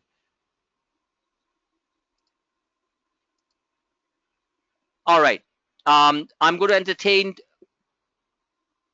two or three more questions, and then we're going to wrap up. It's past 11. Can I ask you to look at oil? I want to know your thoughts on oil. Yeah, sure. So basically, I'm going to pull up on the other chart because, no, actually, you know what? I'm going to look at the USO, for example, which is perfect for, I mean, the traders in the room, and I didn't even call on the USO, Rip did. I mean, serious stuff here. I mean, this is serious. Whoa. Okay, here's my thoughts on oil. Very simple thoughts. And you can pull up, I'm going to pull up the, oil is basically going to bounce between 40 and 50. Let me show you the actual physical oil futures.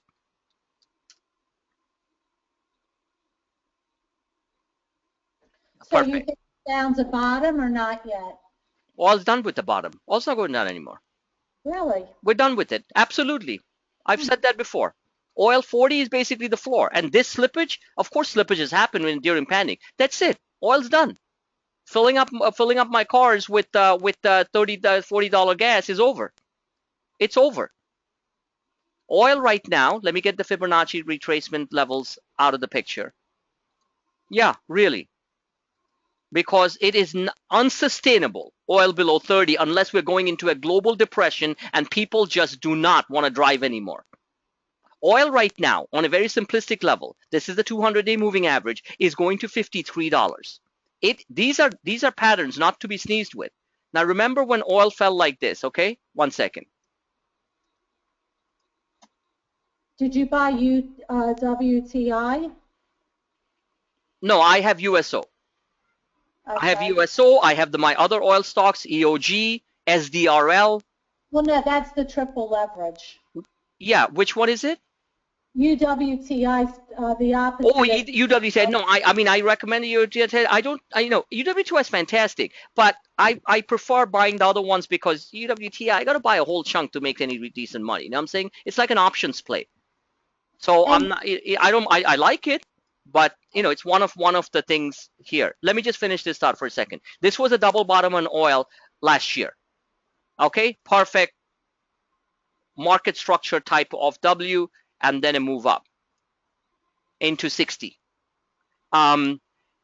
This is the slippage, the 238, because at that point it was around 42. So this is the bottom. Is it possible that it comes back and tests that? Possible.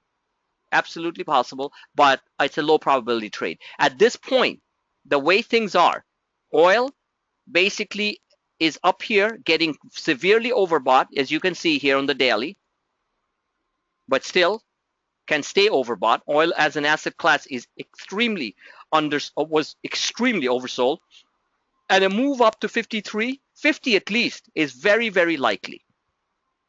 45 on a short-term basis, of course, retracements can happen. But this is a daily chart we're talking about. Anytime you see candles, 1 second. Anytime you see candles like this, these are not to be, this is serious stuff going on. After the Norwegian dump, this was I'm telling you right now, when that sovereign wealth fund basically crapped, this is exactly what happened. Right there. Right there. So after this reversal rally, pattern symmetry says that it goes to about $49. I have said $50. So give or take, whatever. This is these Darvas box, if you want to look at it that way. Hold on. Sorry. One of my cats was that's a trader cat.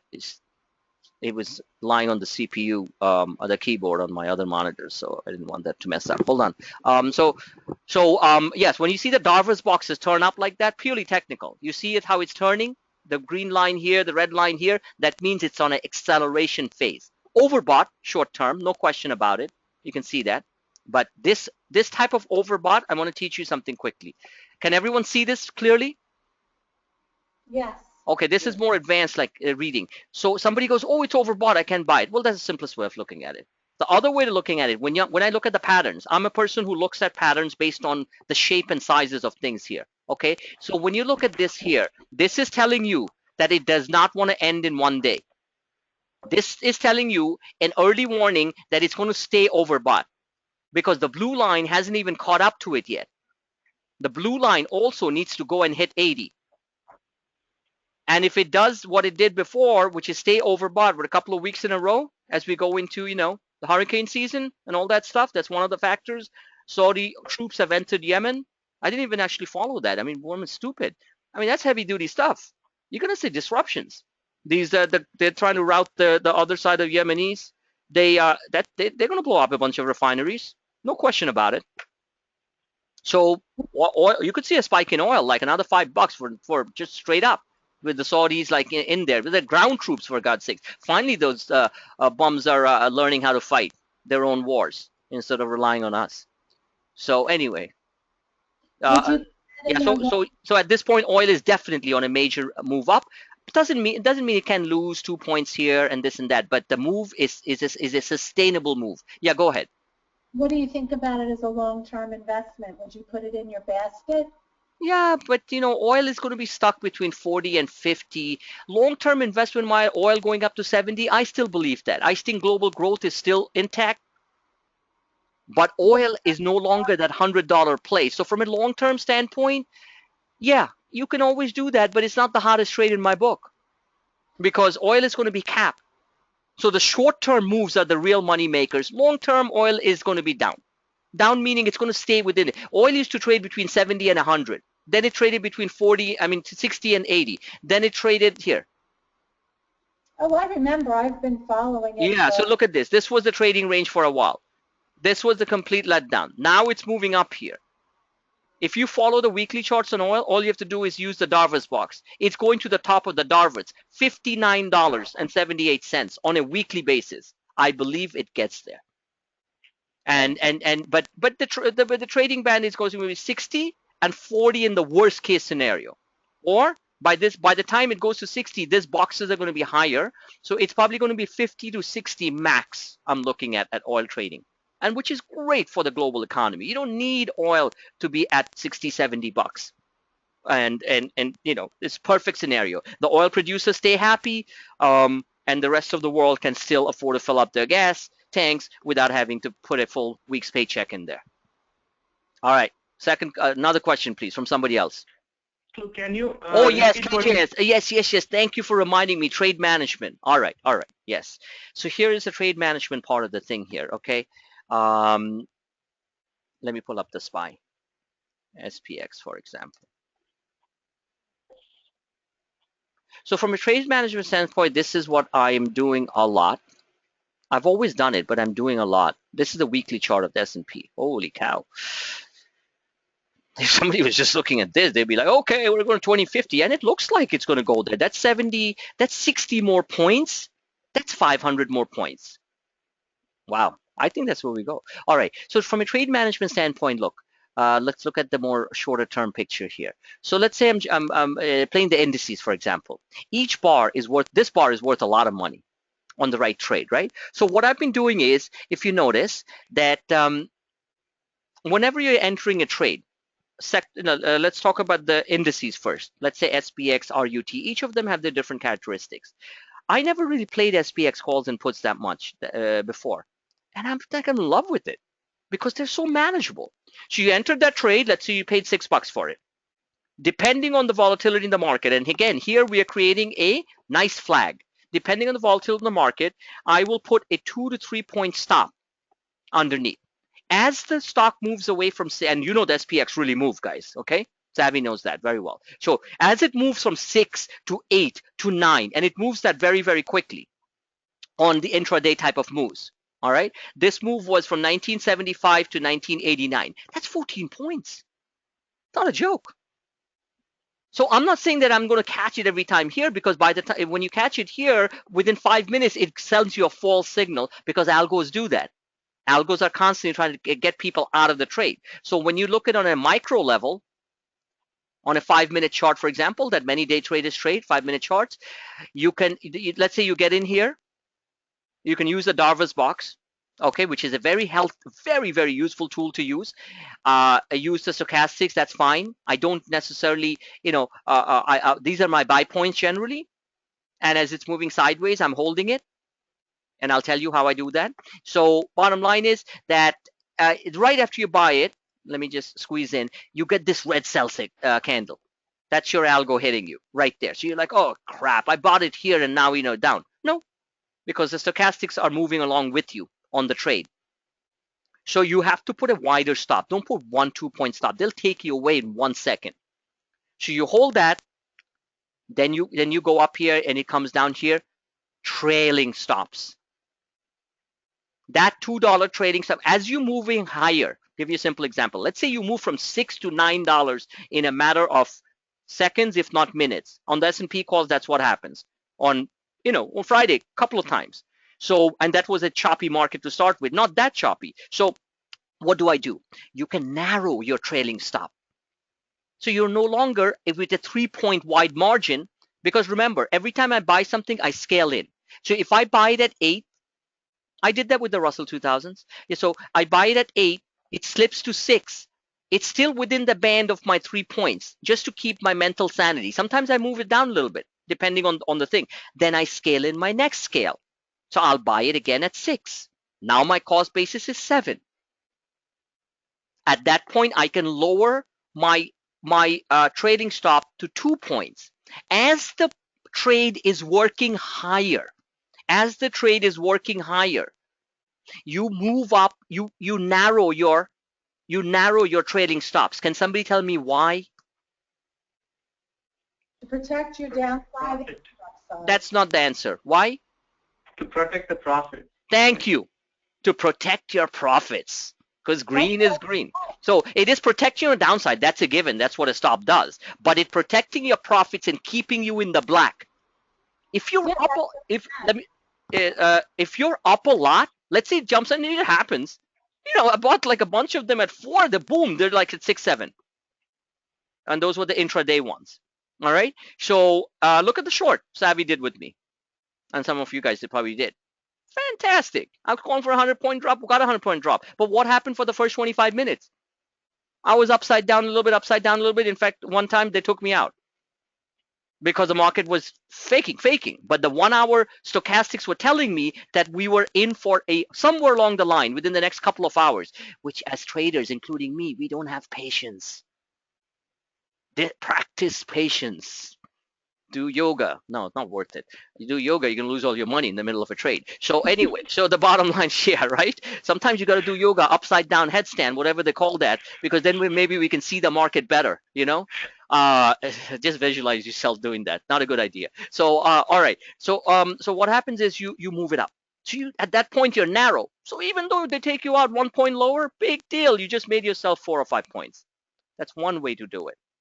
Okay, the other way you do it is the scaling in. That's the hardest one to do, because what happens is when you're paying, let's say $6, $7, $8 for a call, never on the first trade, unless it's one of those boom, boom, like we're down 300, first part of the morning, I'm in there, and then just and I'm buying. You can buy a bunch of them. Generally, start off with whatever your size is. Okay, some of you guys, I've known some new members who came in, are big shot traders. Serious amounts they're buying. Here is the difficult part. When you go buy your first thing, don't buy too much. Little bit. If you made money on that, sell it. Remember what I said, the first part. Confidence breeds confidence. Take your first 2 points. Take your first point. You feel good. Now you're ready for the next thing here. Don't get into the chasing game too much. But on a volatile market moving fast, you have to chase. You have to chase. Each candle is worth a lot of money, but then the following candle is profit taking. Don't get phased out about that. Just use the simple stochastics. Don't ask me every 5 minutes, because I'm in the middle of that trade too, and I'm not going to give you a running commentary on what's going to happen next, because I don't know. I want to just warn people on that, seriously. That's why I say use your own screens. Independence is a great feeling. Right? That's why I have the Declaration of Independence and the U.S. Constitution right there next to my trading screens. Be an independent trader and use bunch of my stuff as tools. You want to be a dependent trader, you're not going to make money. I don't care whether it's me or some fantastic day trading services out there, regardless of the garbage that they tell you. Just remember that. It's not that hard to understand. That doesn't mean you can't ask questions and stuff, and I'll give you as far as an answer I can. All right, so that's number one. So what happens is when you're looking at, and it's all very news driven, right? So and event driven, all kinds of stuff. So don't get stepped out of a trade. So scale in slow. As you're accelerating, you can either add or take the first trade that you do in the day, make it green. First trade, repeat, first trade you do of the day as traders. I'm talking to traders right now. Make it green. Sit back. Attack.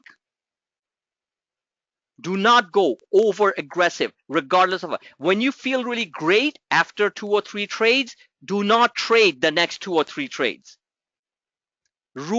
Cardinal rule, do not, because your overconfidence will lose you money. I've been there. Trade management key rule. After the first 2 or 3 trades, you're like bang, bang, bang. You just made yourself some decent money. Step away. So that's one. So trailing stops, key. As it's moving and accelerating further, narrow your stops. Same thing on the downside. Same thing on the downside. Candle management is key, which has to be read in tandem with stochastic management. Remember, here we got really overbought. This is something I want to share to people. Look how quickly this got oversold. However, can somebody tell me what the prices did? Let's say the trade started here and you were good enough, and I always get the middle. Get in the middle is the best strategy ever. Trade management. Get the middle of the move.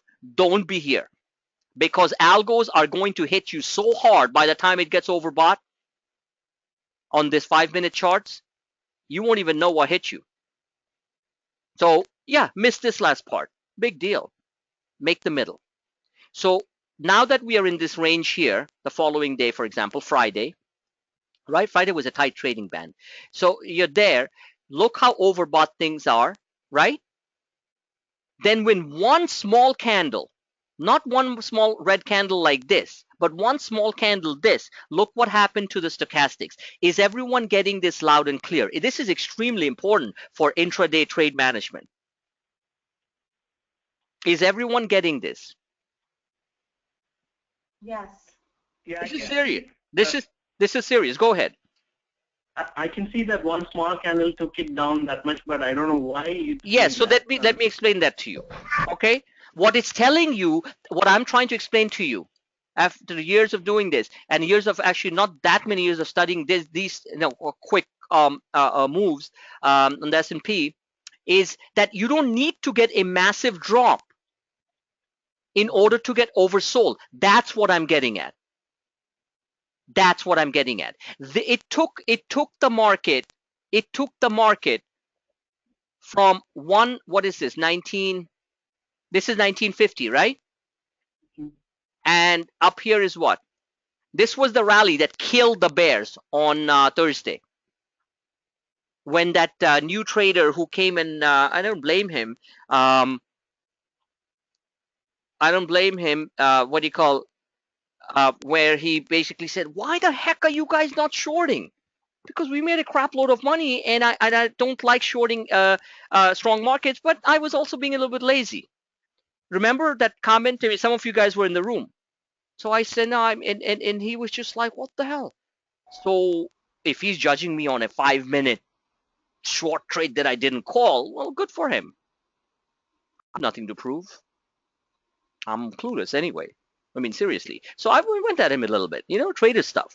So guess what happened? He came in right here, not here, to make that comment and stick with it. Like, what the hell? You guys, basically the comment was like, I had no idea what I'm doing. And why the heck are we not shorting the market? Because we're going to crash again. And guess what happened? And that's when I teased my friend KG too, right? So look what happened. And I bought. I even bought here. Okay, and the next day the market basically opened down. So I added a few more of the Russell calls. Remember, I was long the Russell calls, right? So they were 16 bucks. They went to 12 and a half, 13. This move alone, the Russell calls went from 13 to 19 plus. My first 6 points. Bingo. Took it. Left a little bit in there.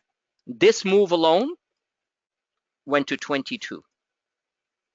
So if somebody comes to me and says, "Oh, I really bought this here and I held it up there," well, they're full of crap. Because you know what? Because this candle, when they dropped the market at the open, remember we opened down 100 points, right? The futures were down 100 points. It can alone stop everybody out. So what I'm getting at, Guru, is that you don't need. This was a very tight trading band. This trading band, if you look at within the Darvas, was 1975 on the low at 130, 1975 to 1988. That's 13 points. I mean 10 points, right? Mm-hmm. Well, yeah, like 13 points. Well, this move up was 1950 to 1990, let's say. So what I'm getting at, this is a 40-point move, right? This is a 40-point move, and it required massive push. However, this move was 40 points. We didn't need to drop 40 points in order for it to get oversold. That's what I'm getting at. So you have to follow the stochastics and not necessarily the point drop doesn't have to equal the reset. That's what I'm getting at. Is that clear? Yeah. So this is more important to watch than saying, "Oh my God, now we're going to drop. We're going to go all the way down," because the machines are so fast. They basically on a 10-point move down, they brought it down to oversold, giving you another opportunity to buy. So stops, wide stops, depending on we talked about the indices today. Wide stops on the indices. Start off with the first trade. Put a wide stop in there. Don't get stopped out within 1 second. Your first trade needs to be green. Easy for me to say, okay? But try to make it green. Take small profit. Feel good. Go into the next trade. Don't just rush into the next trade. Look to see what's going on.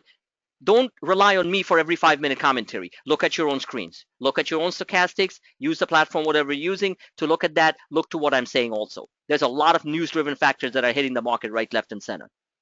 Generally speaking, the first quick move out of the market, gap open, trade management number 1, sell.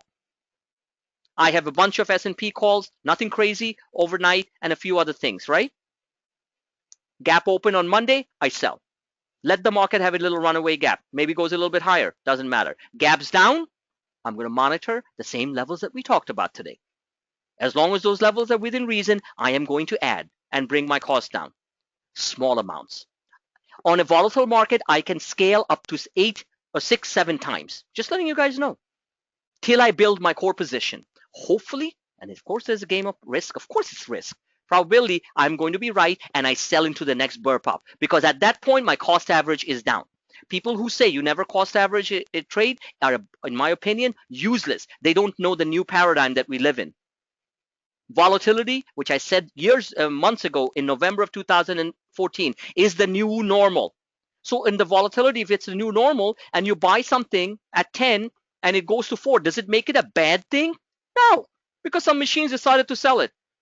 So I will cost average down at 4. Those days are gone when prices told us if it was a good or bad thing. Everybody, please wake up to that. DK, you especially. I'm telling you because you're new at this game. From an investment standpoint, just because the stock price is down doesn't make it a bad company. Just because the stock price is up doesn't make it a great company. Am I clear on that with everybody?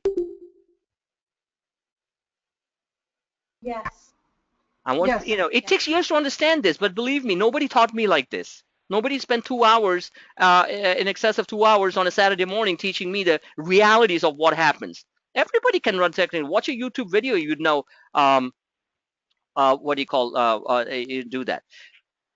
KJS, I'll try to answer as much as possible, but obviously the next session will cover nothing but all the trade management and all the proxies, which I have been requested to do. My apologies. I really needed to cover the market forecast today on that, which is what other screens, he asked me what other screen, what do you call, what other screens that somebody's writing to me, somebody new, so I can't answer that right now. I leave open. I constantly monitor the VIX. Oh, so let me finish the trade management part. So make your first trade green. Feels good. Move on to the next trade. Don't just rush into it. Okay? Don't just rush into it, please. And just do that. Don't overtrade. Worst thing traders do. I've done that. Terrible. Don't overtrade and give back your profits. Yeah, stops and stuff included. They keep on eating away at it. That's it. Do smaller trades in this market. Honestly, do smaller trades unless we get major inflection points. Smaller trades are great. They get huge. A $4 call goes to 30, and then it probably then the next $4 call, which I wasn't in because I didn't expect a 1,000-point drop, went to 80. Buy at the low. I bought the puts. I mean the IWM and the RETs at the low. They were up 300%. Don't have to go big. Do moderate amounts. It builds up. Rule number 4 in trades, have a quota. If you're going to try to feel good every day when you close your book, what's your daily allotment? Do you want to make $6,000 a day? Do you want to make $600 a day? Do you want to make $60 a day? You know what the truth is? It's all the same, because you're learning how to make money. $60 a day, that's $500, $300 a week. That's 1,200 extra bucks for small stuff.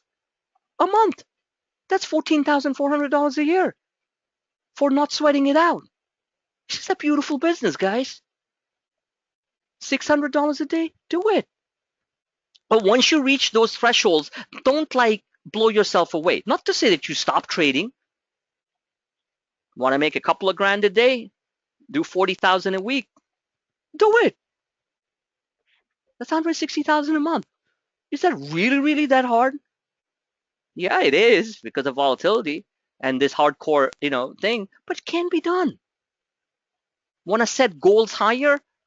Sure, do it. But in that case, remember, very important, mental behavioral. The larger your trade, can somebody guess what I'm going to say next? Let's see. The larger your trade, what? The tighter the stop. The what? Tighter stop. That's not the answer I'm looking for. Yeah, the tighter the stop, but then you're also going to, they're going to take you out fast, and you're going to miss out all the rest of the trades. But generally speaking, but you're right, the tighter the stop, but the larger the amount of money. The larger the risk. That's a given. What does it do to us as traders? I'm looking for the behavioral aspect question. More fearful. No. Huh? Emotional More stability. What emotional stability? I have none. I'm just kidding. But no, what this is the truth. The truth is, the larger the trade, the more nervous we are. You guys all gave right answers, but this is what happens. The larger the trade, if I'm going into a trade with 30,000 bucks on the S&P, I'm going to be moving out faster. And like Jackie said, I don't want to put that much close stops, but I'm going to be nervous more about that trade, because that 30,000 can be 60,000 in a matter of 15 minutes. Yes or no? Let's say I buy the not deep in the money, at the money calls on the Russell. They're normally $12, $13. So let's say $12. So I have 40 of them. 30 of them. That's $36,000 right there. Can buy it on margin. It's cash, right? That's $36,000 of your cash at play. Within seconds, you see it jump up 2-3 points. That's what it does. So you're 30 of them. You're up $6,000 in 6 minutes. Not making this up. That's a reality. So what does it do? You want to take that 6 right there, and you're going to miss out on another 6 that comes along the way. That's why it's not a great idea, guys, on a consistent basis to do larger size 5-figure trades on one series, because you will make money. You'll also not feel good when it drops a point and you're down 4,000. It's better to do it with moderate amounts where you can make equal amounts of money. Here is a trade psychology of the picture. For that $36,000 trade, everyone following me on this quickly? Let me show something. You have 30 contracts at 12. Okay, you have 30 contracts. I'm going to put 30 calls at, let's say, 10. Let's make this simple. You have 30K in play, right? You have 30K in play. Now, that's fine. And this thing goes up to 12. And that happens within minutes. You know that. All right? So it goes up to 12. So you are right now up 6K. You can take your first series of profit from a trade management standpoint. You can take out 50% of that. Sure. But generally, you know what people will do in a volatile market? You'll take out the whole lot. So great, you made 6 grand. Now, let's say you have 10 of these at 10. Now you have 10 grand at play on this trade, correct? I'm going to show you something interesting. 10 grand at play. It jumps to 12. You know what the reality is? You're going to move your trailing stops up, but you're not that keen to just take $2,000 profit. Yes or no? Correct. Correct. So you're going to let this trade run to 16, where it eventually, let's say, lands up. You made yourself how much? You made yourself 6K, right? So from a behavioral standpoint, this is a trade that is far more comfortable, and you're making the same amount of money than an uncomfortable trade in one with 30,000 bucks. Because this won't just go from 10 to 12 right away. This will go to 8. So all of a sudden you're down minus 6,000. So what are you going to do? You're going to crap on your pants a little bit and get stopped out. And you're not going to feel good. So that's what I'm saying. For a smaller amount of money, and you can make, you don't have to buy 10, you can buy 1. So for a smaller amount of money, you are making the same amount, believe me. And with this type of trade, you're probably let the trade run more, because your trading stops are going to keep on moving with you. But with this type of trade or more, you are going to be so nervous that what's going to happen, that you're going to be selling a lot quicker. Remember, it's not your entry point, it's where you exit. Yes or no? Correct. Thank you. And Can I add one thing? I will just say it from experience. I used to trade extremely large. I was overconfident. Yeah, go ahead. Work, but when you come overconfident, you can get burned. Absolutely. Because overconfidence is, you know why that happens in technical reasons? Overconfidence is seen by the intelligent machines, the algos and the HFT, because they can see where your sell limits are or what's happening. Your overconfidence wasn't just you. It was a slew of other traders doing the same things. So that's the reason why the machines know very well these days, within nanoseconds, that most of them are pushing out towards that side. Because when do people start getting excited? When things are green. To me, the biggest excitement is when we see a 1,000-point drop. I'm being very serious. Look at my posts and stuff. Was I crapping? I had a calm hand that was guiding all of you guys. That alone is worth thousands of bucks, to be honest with you, in your pocket. A calm hand guiding the thing based on what I saw before, and the volatility was intense. Stay calm. Trade. The biggest opportunities was there. So I bought the apples pre-market, the stock, boom, up 9 points. Came down right there again. Big deal. Took out 8 points. Calls, kept on buying. That's yesterday's story. So here is what I'm getting at here. It doesn't take, and don't over diversify. Stick to 2 to 4 stocks max. Indices, in my opinion, cleanest play if you want to make daily money. So that's what I am getting at. Overconfidence is shown when you're overconfident. You think you're the only one? I mean, I'm not talking to you, Jackie. I'm saying in general. We always like to make ourselves the center of the drama. Larry Winget is a great motivational speaker, and he said, stop the soap opera of our own lives and project it to everything else that's going on there, because that's not the reality. The reality is your soap opera in your life and your drama is yours. The machines don't care. So overconfidence shows up in the form of many euphorias and this and that. Overall, the market has no euphoria, but I see, when markets are up 200 points, everyone's rushing in to buy. For what? You should scale out at that time. And I'm overall bullish. You scale out. A 30-point gap open in the S&P is not a buying opportunity. Yes, wait for an intraday pullback. Wait to see the stochastics, whether it happens in 5 minutes, 15 minutes, 30 minutes, 60 minutes. Doesn't matter. Have the patience. And then you buy. Because the market will fool you and keep on going higher. Don't worry about that. You made your money. That is hardcore trade management. Practice it. It comes. Don't get overjoyed. There's enough risks in the market. I've explained this to you guys straight out. We could get hammered down. Who knows where we're going? Technicals are simply a tool, a GPS tool.